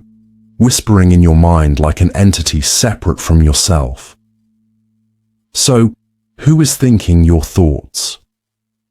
Some philosophers argue that thoughts are not generated, but received. That consciousness is not the creator of thought, but the observer of a stream that flows from somewhere else. This would mean that your mind is more like a radio, picking up frequencies rather than composing music. If true, then what determines which thoughts you receive? And if you are only an observer, not a creator, then can you even claim your thoughts as your own? Now, consider this. If you cannot stop thinking, and you cannot fully control what thoughts appear in your mind, then are you truly in command of yourself? If your thoughts shape your beliefs, your emotions, and your actions, yet you do not choose them, then who or what is truly directing your life? And here lies the final contradiction. If you try to escape your thoughts, you only strengthen them. If you try to grasp their origin, they slip further away. If you try to claim them as your own, you must accept that they often appear against your will. So, do you think? Or do thoughts simply happen to you? Everything you remember, every childhood moment, every historical event, every experience you've ever had, could be a lie. What if the entire universe, including you, your memories, and everything around you, was created last Thursday? Not just the physical world, but your thoughts, your relationships, and even the illusion of time itself. You believe you've existed for years, that history stretches back millennia. But what if that belief is nothing more than a fabricated imprint in your mind planted just last week? This is the last Thursday paradox, the unsettling idea that reality might not be as old as it seems, that everything, from the ancient pyramids to the memories of your childhood, could have been artificially placed into existence a mere few days ago, with no way to prove otherwise. At first, it sounds absurd, but take a moment to consider. How do you know the past actually happened? You rely on memories, on history books, on the worn-out objects that seem to carry the weight of time. But all of these could be artificial constructs, created in an instant, with the illusion of age and experience carefully designed to deceive you. Scientists and philosophers have long debated the nature of time, and modern physics complicates the matter further. Theories suggest that time might not be as linear as we perceive it. Some interpretations of quantum mechanics propose that the past is not set in stone until it is observed in the present. If true, then reality might not have a definite past at all. It could be recreated continuously, with only the illusion of continuity maintaining the structure of our lives. And here's where the paradox tightens its grip. If everything was created last Thursday, then that means every supposed memory you have is artificial. But you can't prove it. You have no tool to measure whether your past is real or an elaborate construct. Even your skepticism, your urge to resist this idea, is part of the illusion. This thought experiment is linked to omphalism, the theological idea that the universe was created with the appearance of age. Some religious interpretations suggest that if a divine creator wished to create the world, there would be no need for a long cosmic history. It could be designed instantly. Fossils buried in the earth, stars shining as if they had been burning for billions of years, and human memories implanted as if they had truly lived through past experiences. But the last Thursday paradox is not limited to theology. It applies to any simulation argument, any radical skepticism about reality. If someone or something designed your existence, why would they create a true past at all? Why not simply drop you into reality, preloaded with memories and experiences, believing you've always been here? And now comes the worst part. If the universe was created last Thursday, then what's stopping it from being reset again this Thursday? If every moment is a construct, if every memory is a fabrication, then how do you know that next week you won't be erased and replaced with a slightly different version of yourself? One with new memories, new experiences, a new past that feels just as real as this one. And if that is the case, then the most terrifying question of all remains. If everything is an illusion, created just last Thursday, then what does that make you? Close your eyes for a moment and imagine nothing. Not darkness, not emptiness, not a vast, endless void. No space, no time, no consciousness, just absolute, total non-existence. You can't do it, can you? Even the attempt to visualize nothing results in something. A black space, a blank void, an absence that still feels like a presence. But true nothingness is not blackness. It is not an empty room. It is not silence. It is the complete and utter absence of anything, including the awareness that there is nothing. And yet, somehow, against all logic, here you are, existing. The Nothingness Paradox forces us to confront one of the most unsettling questions imaginable. Why is there something rather than nothing? Logically, the simplest state of existence should be non-existence. Nothing has no need to begin, no need to change, no cause to disturb it. And yet, against all odds, the universe exists. Matter, energy, consciousness, it all somehow emerged from what should have been eternal, undisturbed nothingness. But how? The paradox is more than just a question of physics or metaphysics. It is a fundamental contradiction in human reasoning. If nothingness is the default state, then reality should not be here at all. But if something must always exist, then what forces it to exist? Some scientists propose that the universe emerged from quantum fluctuations, that particles and energy can spontaneously appear in a vacuum due to the strange probabilistic nature of quantum mechanics. But even this explanation doesn't solve the paradox. It simply shifts the question. Why do quantum laws exist in the first place? Why does anything exist instead of absolute nothing? Others argue that existence is eternal, that something must have always been. But why? What principle dictates that reality cannot cease? And if existence is truly eternal, why does it seem so fragile, so temporary, so dependent on conditions that could change at any moment? Philosophers like Martin Heidegger and Gottfried Leibniz have wrestled with this paradox for centuries.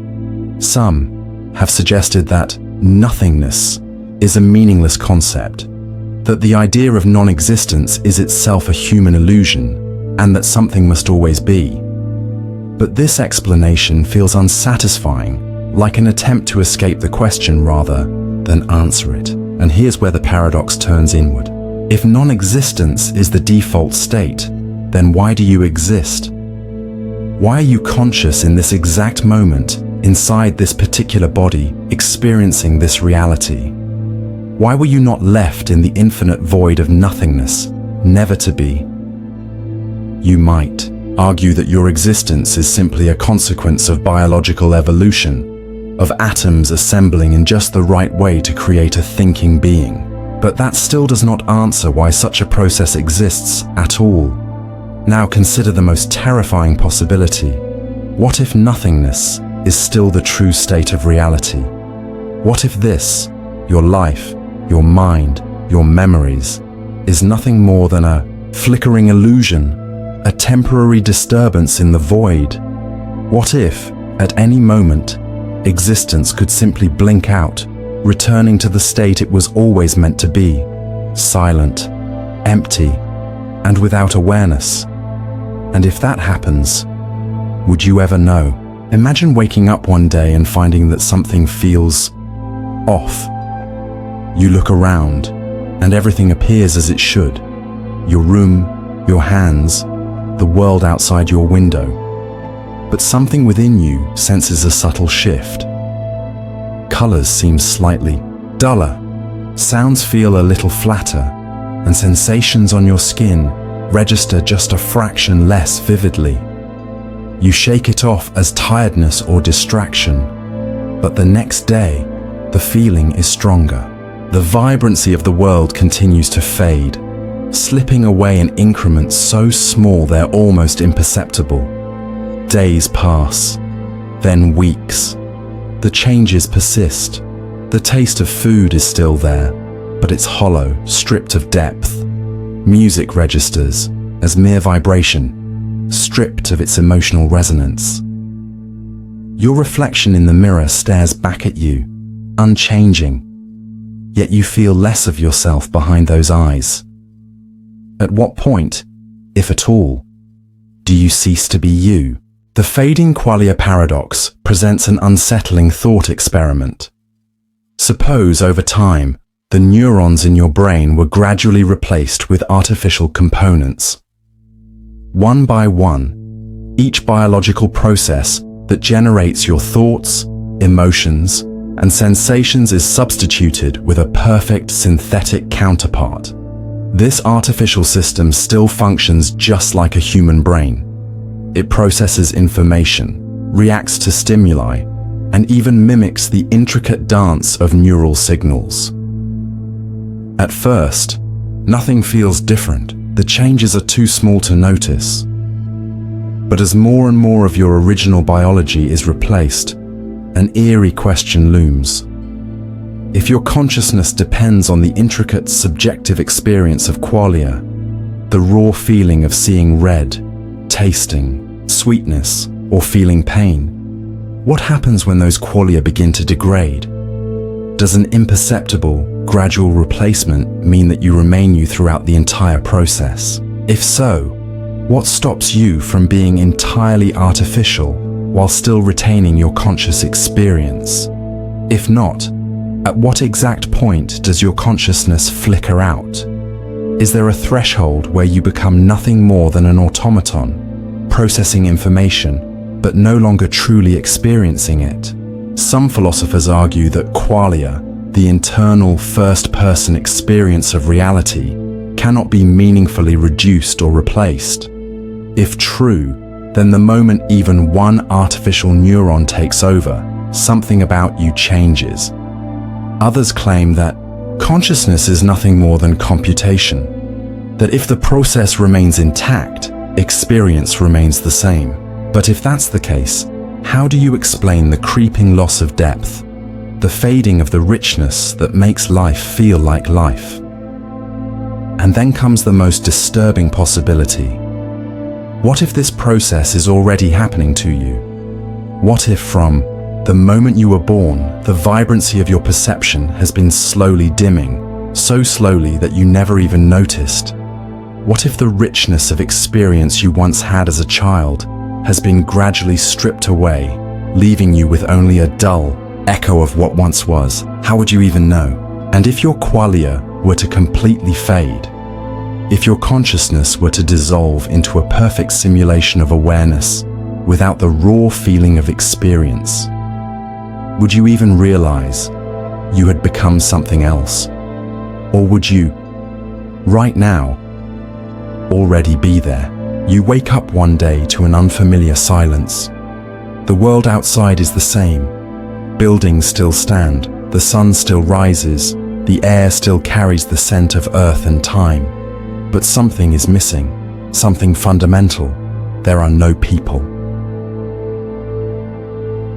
At first, you assume it's temporary, a blackout, an emergency, something that has sent everyone indoors. You check your phone, no service. You step outside, no cars, no movement, no sound except the whisper of the wind against empty streets. The stores are still stocked. The lights still glow in homes and on roads, but there is not a single trace of human life. And then it dawns on you. This is not a temporary anomaly. This is reality. You are alone, utterly and completely alone. At First, you scream into the vast emptiness, expecting an answer, but none comes. Your voice does not even echo. You run from street to street, searching for a sign of life, a radio signal, an explanation. But the city remains frozen in a moment of eerie stillness, as if the world itself had exhaled and forgotten to breathe back in. Days pass, then weeks. You scavenge for food, create routines, find ways to fill the crushing silence. But every moment, a question gnaws at the edges of your mind. What does it mean to be human if no one is there to witness it? The isolation paradox confronts the terrifying question of whether consciousness has meaning in solitude. If existence is defined through interaction, if our sense of self is sculpted by the reflections of others, then what happens when there is no one left to reflect you back? Do you remain fully yourself, a complete individual, unchanged by the absence of society? Or does something begin to erode? As the days stretch into months, something shifts. You speak to yourself, at first as a way to fill the air, then as a desperate attempt to anchor your mind. But as time wears on, you start to question, who am I speaking to? Is it still you responding, or just an echo of what you think you are?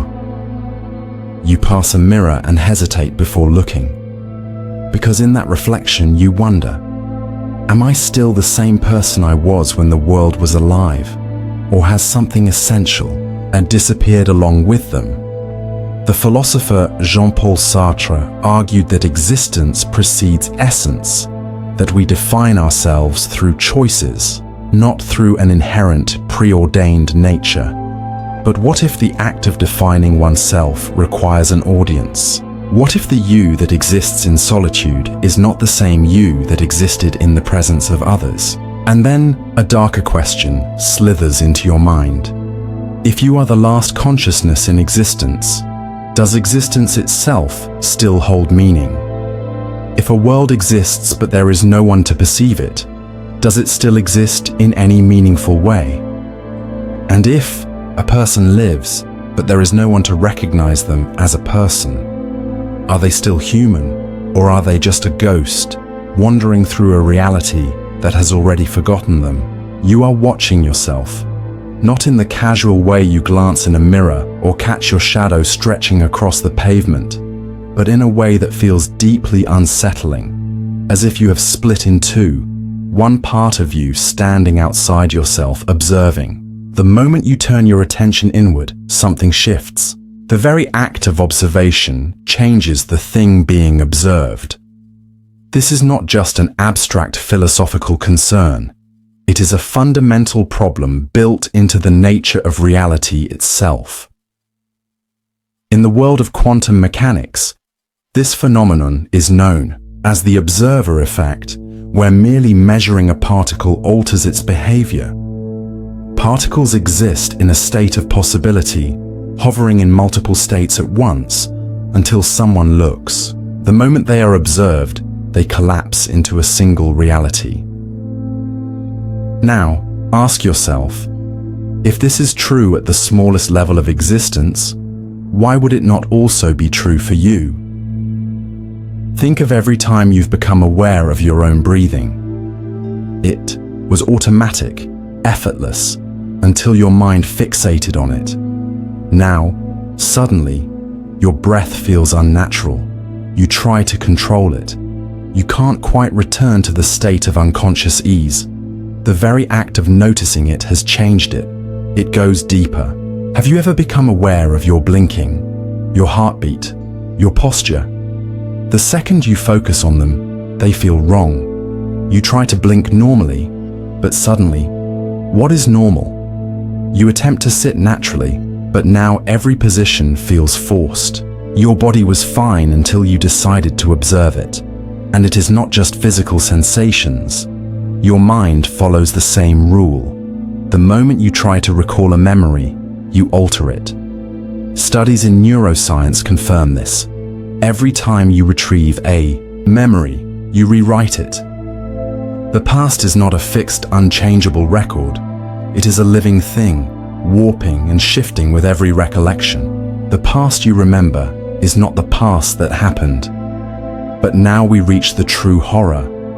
If everything you observe changes, then what is real before you observe it? If observation alters reality, then what is reality when no one is watching? Imagine a world that exists only when seen.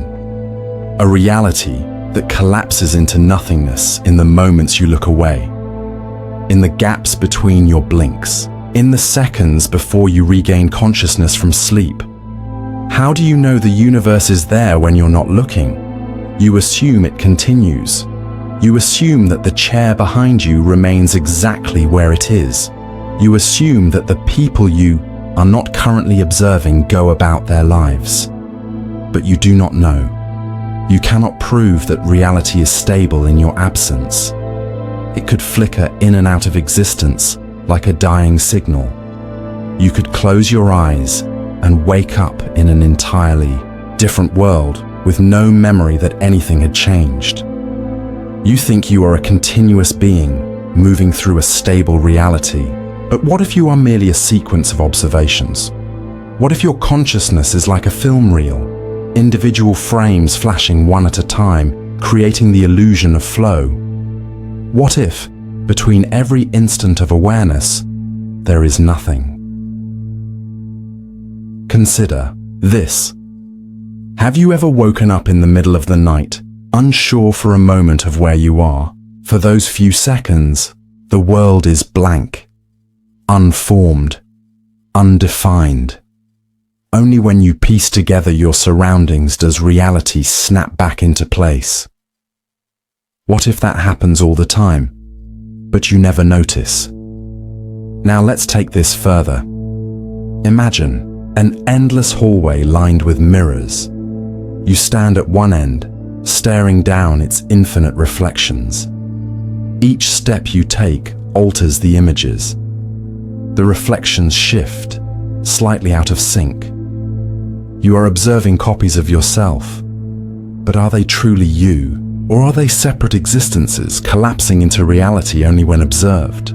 Think of how your perception of yourself changes the moment you are being watched. When you are alone, you feel one way.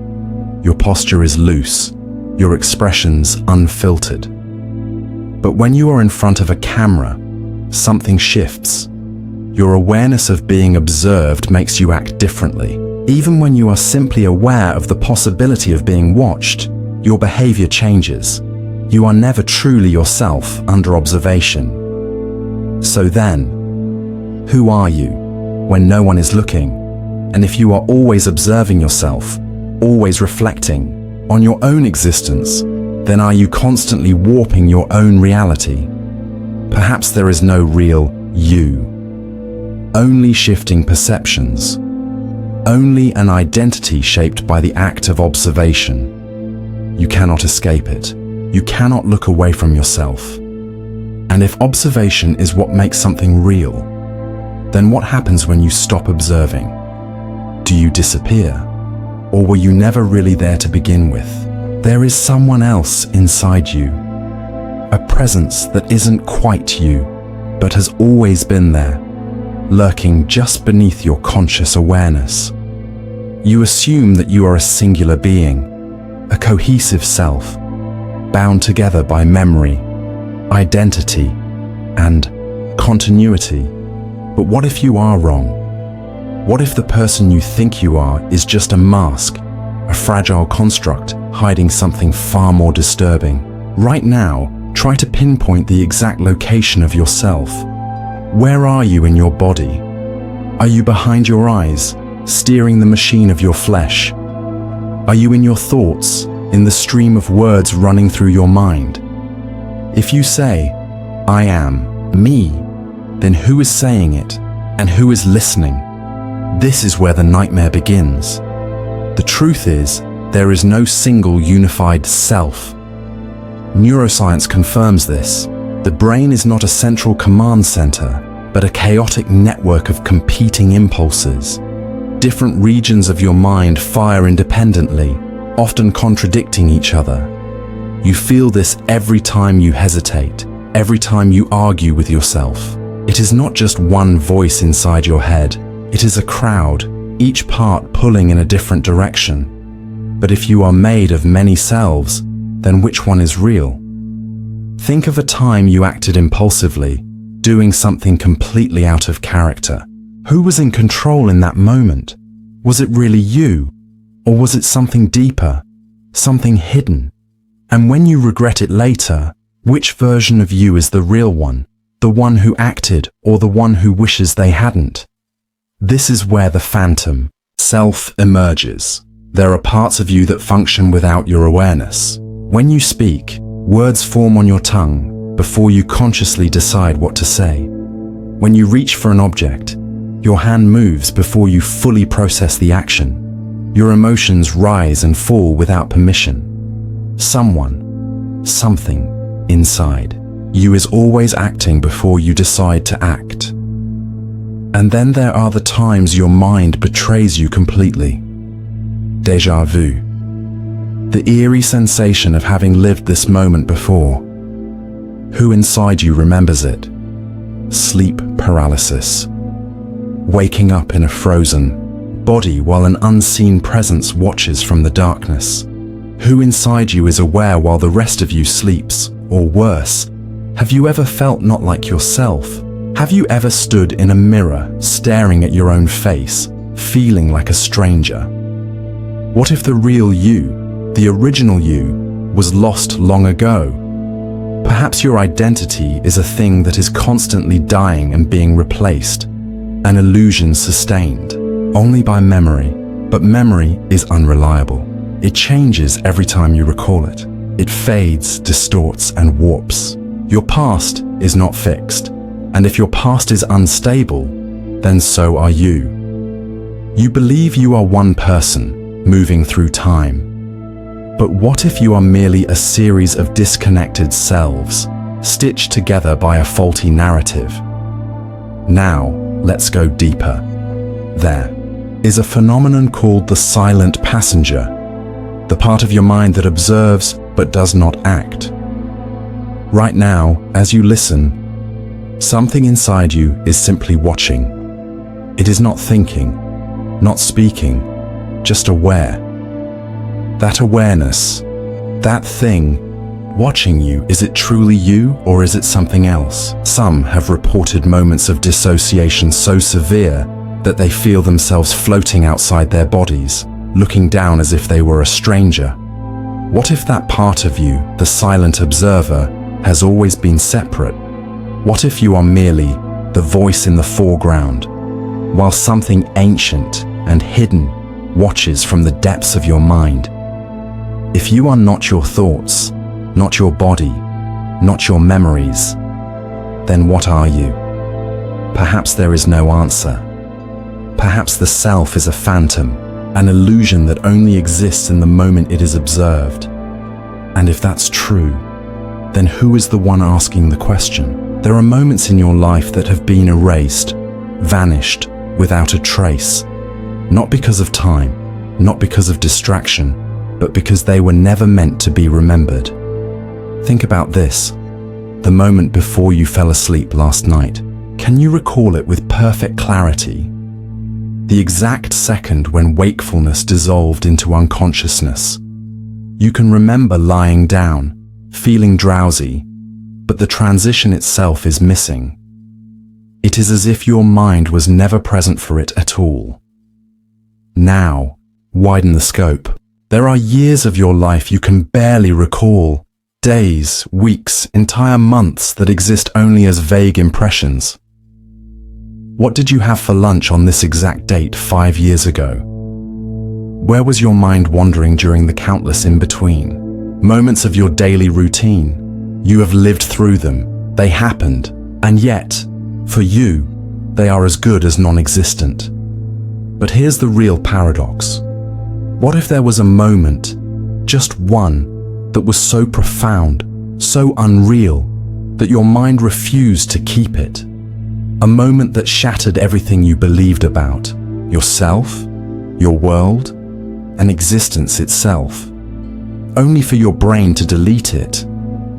This is not an exaggeration. The human mind is designed to forget, to filter out experiences that do not fit into its constructed narrative of reality. If something contradicts your perception of the world too violently, your mind simply erases it. Right now, there could be something, a knowledge, an event, an encounter that you once perceived but were never allowed to remember. A single missing moment that, if recalled, would unravel everything. How many times in your life have you walked into a room and suddenly forgotten why you were there? How many times have you found yourself lost in thought, only to realize that you cannot remember what you were just thinking about? That wasn't a failure of memory. That was a glitch, a momentary glimpse beyond the veil before the mind intervened and sealed the gap. What if I told you that, at some point in your life, you have seen something you were never meant to see, and your mind erased it for your own protection? There is a rare neurological phenomenon known as fugue states, temporary, unexplainable amnesia, where people abruptly lose all connection to their past, only to return to themselves hours, days, or even years later with no recollection of what transpired in between. Where did their consciousness go? What did they experience?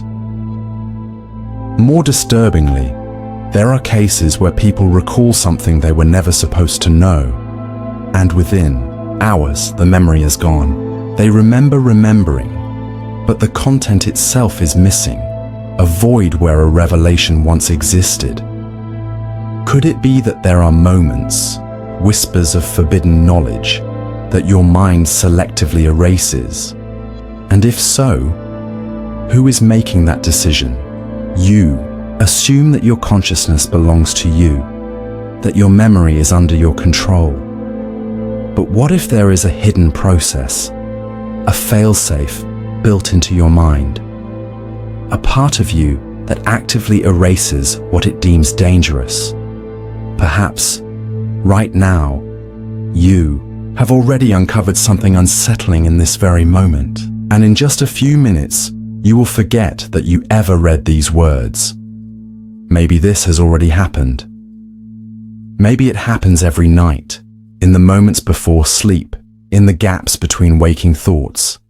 And maybe, just maybe, somewhere in the forgotten corridors of your mind, something is waiting, something you were never meant to remember. There is someone watching you, not a stranger, not a spirit, not an external force. It is you, a part of you that is separate from your conscious experience, a silent witness who has always been there, watching, recording, existing just beyond the reach of your awareness. You don't remember deciding to breathe, but you do. You don't recall choosing to blink, but your body does it automatically. Even your emotions sometimes feel like they belong to someone else, like an alien force bubbling up from nowhere. If your conscious self isn't in control of these things, then who is? The hidden observer is a term used in psychology, referring to a deeper part of your mind that seems to function independently of your awareness. It knows things you don't, makes decisions before you're even aware of them, and, most disturbingly, can experience reality from an entirely different perspective than the one you believe you inhabit. Consider this. Under hypnosis, some individuals report that while one part of them is fully immersed in the hypnotic suggestion, believing they are in another place or experiencing another reality, another part remains fully conscious, silently watching from a distance. They describe it as an internal witness, detached from their active mind, observing as if they were two people at once. Who is that second self? And if there is a part of you that can watch your conscious experience unfold without interfering, then the unsettling question follows. Which one is the real you? Now, take it a step further. Have you ever felt that eerie sense of being watched, even when you're alone? That creeping sensation that something, not someone, but something, is present. What if that presence is not external but internal? What if it is you, or rather, the part of you that exists outside your conscious control? There are cases of brain-damaged patients who report a phenomenon known as alien hand syndrome, where one of their hands seems to move with a will of its own, grasping objects, undoing buttons, even attempting to choke them, while they're conscious, mind protests, helpless. The body moves, but the self does not recognize the action as its own. Now, ask yourself, if a part of your body can rebel, if a portion of your mind can act independently, how much of you is truly under your control? And if there is a silent observer within you, watching every moment of your life, why does it remain hidden? What is it waiting for? Some neuroscientists suggest that consciousness itself is an illusion, that what we think of as the self is merely a story the brain tells itself, a stitched-together narrative that hides the fact that there is no singular you, only a collection of competing processes. If this is true, then the hidden observer is not just a passive presence. It may be the real mind behind the illusion of selfhood. You, the one experiencing this moment, may just be the mask. And if that part of you were ever to fully awaken, what would happen to the you that you know? Perhaps the reason you feel watched is because something inside you is waiting to take over, waiting to reveal that you were never the one in control. Not then, not now, not ever. Don't finish this sentence. Stop.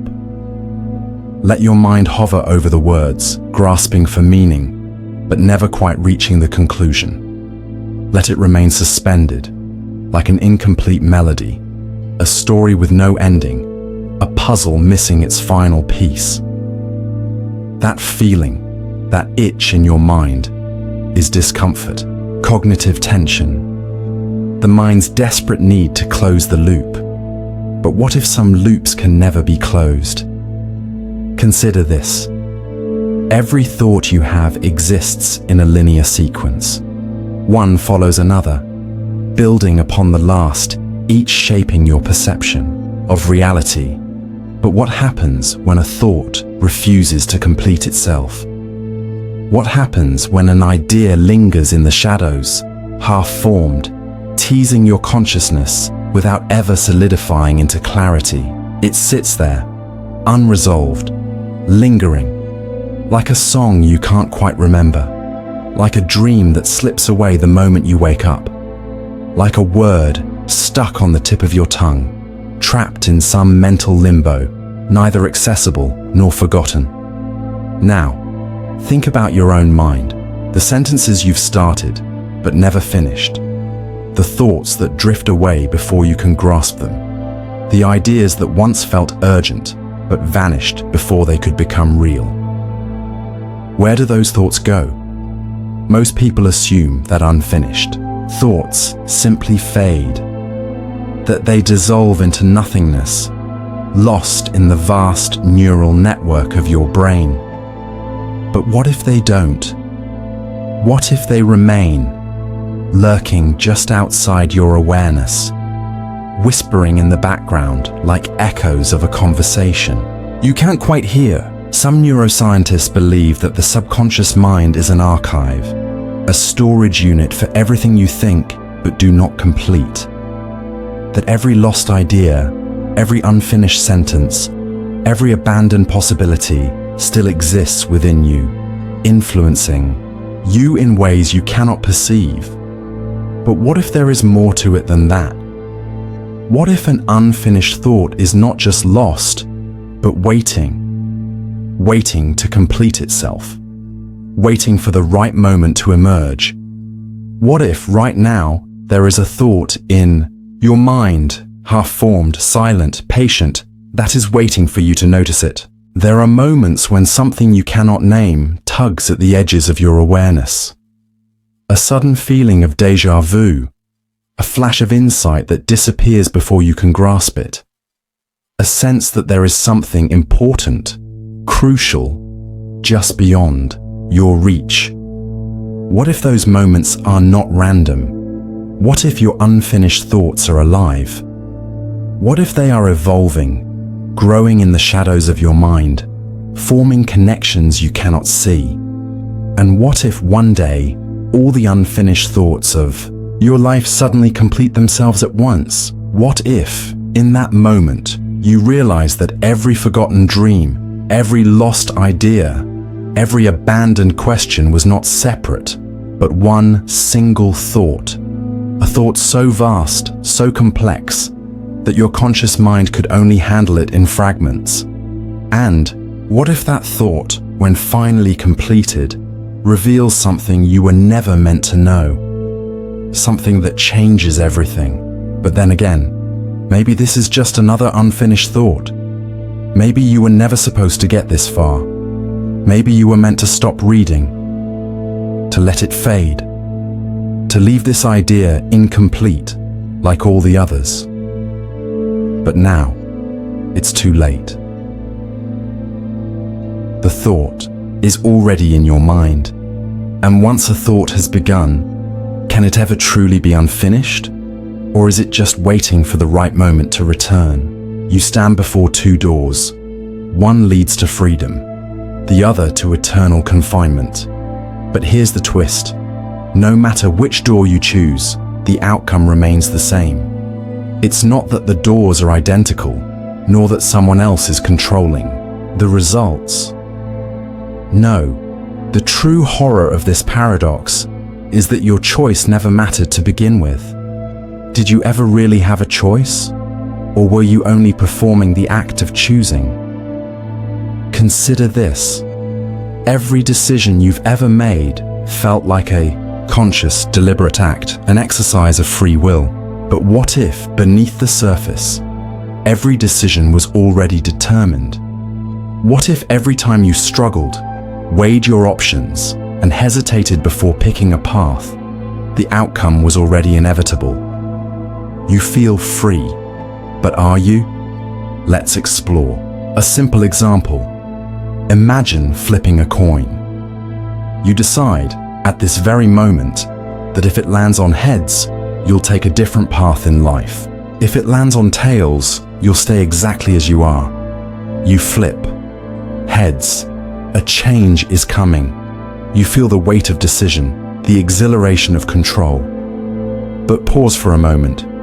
Why did you agree to let the coin decide? Who made that choice? Was it really you? Or was the impulse to use a coin flip just another event dictated by prior experiences, chemical reactions in your brain, and subconscious patterns you were never aware of? Did you ever really have a say? This is the essence of the phantom choice.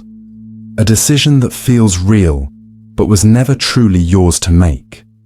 Every action you take is built on an infinite chain of prior causes, stretching back to your birth, to the choices of your parents, to the circumstances of the world before you even existed. Each moment is the product of everything that came before it. So, when you choose between A and B, was that choice ever free? Or was it simply the only possible outcome of the variables that led you to this point?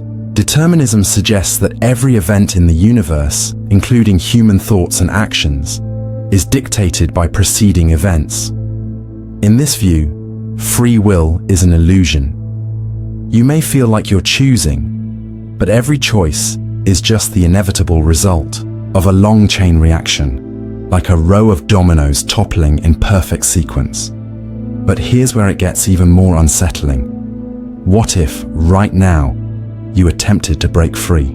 What if you decided purely on impulse to do something completely random, stand up, walk out of the room, or say something nonsensical out loud? You could do that, right? But did you? Or did you just think about doing it while remaining exactly where you are? What if even your attempts to rebel against this paradox are just part of the illusion. Perhaps the thought of resistance itself was predetermined, just another domino in the chain. Perhaps the very urge to prove your freedom was already factored into the equation, making you believe you could change the outcome when, in reality, the outcome was inevitable. Here's the final twist. If free will is an illusion, then even the realization that free will is an illusion was inevitable. You were meant to reach this conclusion. You were meant to experience this paradox, to feel the creeping discomfort of knowing that every choice you've made, every thought you've had was never truly yours. But now that you know, can you ever trust a decision again, or will you always wonder, was this my choice? Or was I always destined to choose it? And if every choice was inevitable, did you ever have a life at all? Imagine standing before a mirror, gazing deeply into your own eyes. Who is observing whom? Your mind tells you that you are the observer, the conscious entity peering out from behind your eyes, analyzing the reflection before you.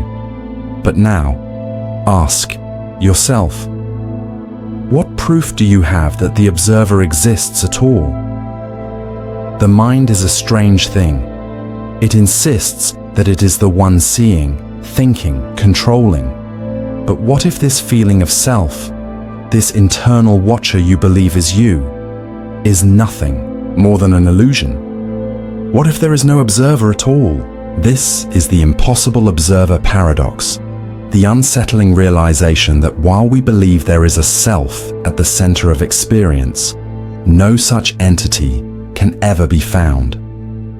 Let's break it down. Close your eyes and try to locate your sense of self. Not your body, not your thoughts, just you. The silent witness behind it all. Can you find it? No matter how hard you try, you can only find thoughts about yourself, never the self itself. You can hear a voice in your head narrating your experience, but who is listening to that voice? You might say, I am.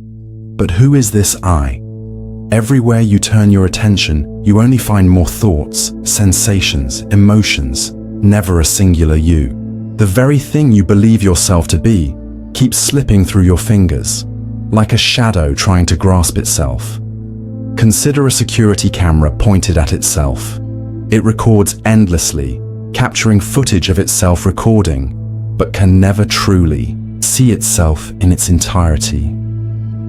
The observer remains hidden, always just beyond reach. In neuroscience, this paradox becomes even more disturbing. There is no single place in the brain where the self is located. No control center, no core identity, just billions of neurons firing, reacting, constructing the illusion of an internal witness. Some theories suggest that consciousness itself is a hallucination, an emergent property of biological processes that tricks us into thinking there's someone inside controlling the machine. But in reality, there may be no one home. And here's where the horror sets in. If there is no observer, then who is living your life? Who is making your choices, feeling your emotions, remembering your past? If you are just an illusion, then who or what is experiencing this very moment? Perhaps there is no singular entity experiencing reality at all, just a collection of fleeting processes masquerading as a coherent being, a grand illusion recursively folding in on itself. Now let's take it even further. If you are not truly an observer, then who is observing this thought right now?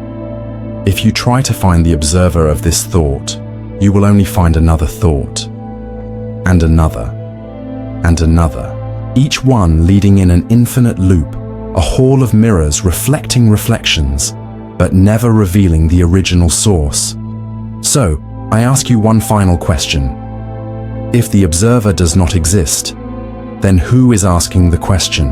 You have walked through the corridors of paradox, each one a mirror reflecting another, each thought spiraling into deeper uncertainty. You have questioned time, existence, identity, and the very nature of reality itself. And now, as you stand at the threshold of this descent, a final realization lingers, one that is far more unsettling than any single paradox. The trap was never in the paradoxes themselves. The trap was in you. Every question led to another, every answer dissolved into contradiction. Each paradox whispered the same horrifying truth. The mind is incapable of stepping outside itself. You cannot escape your own perception, because your perception is the prison. You sought a resolution, but resolution was never the goal. You wanted to close the loop, but the loop has no end. The more you struggle to grasp reality, the more it slips away, leaving only an awareness of your inability to know.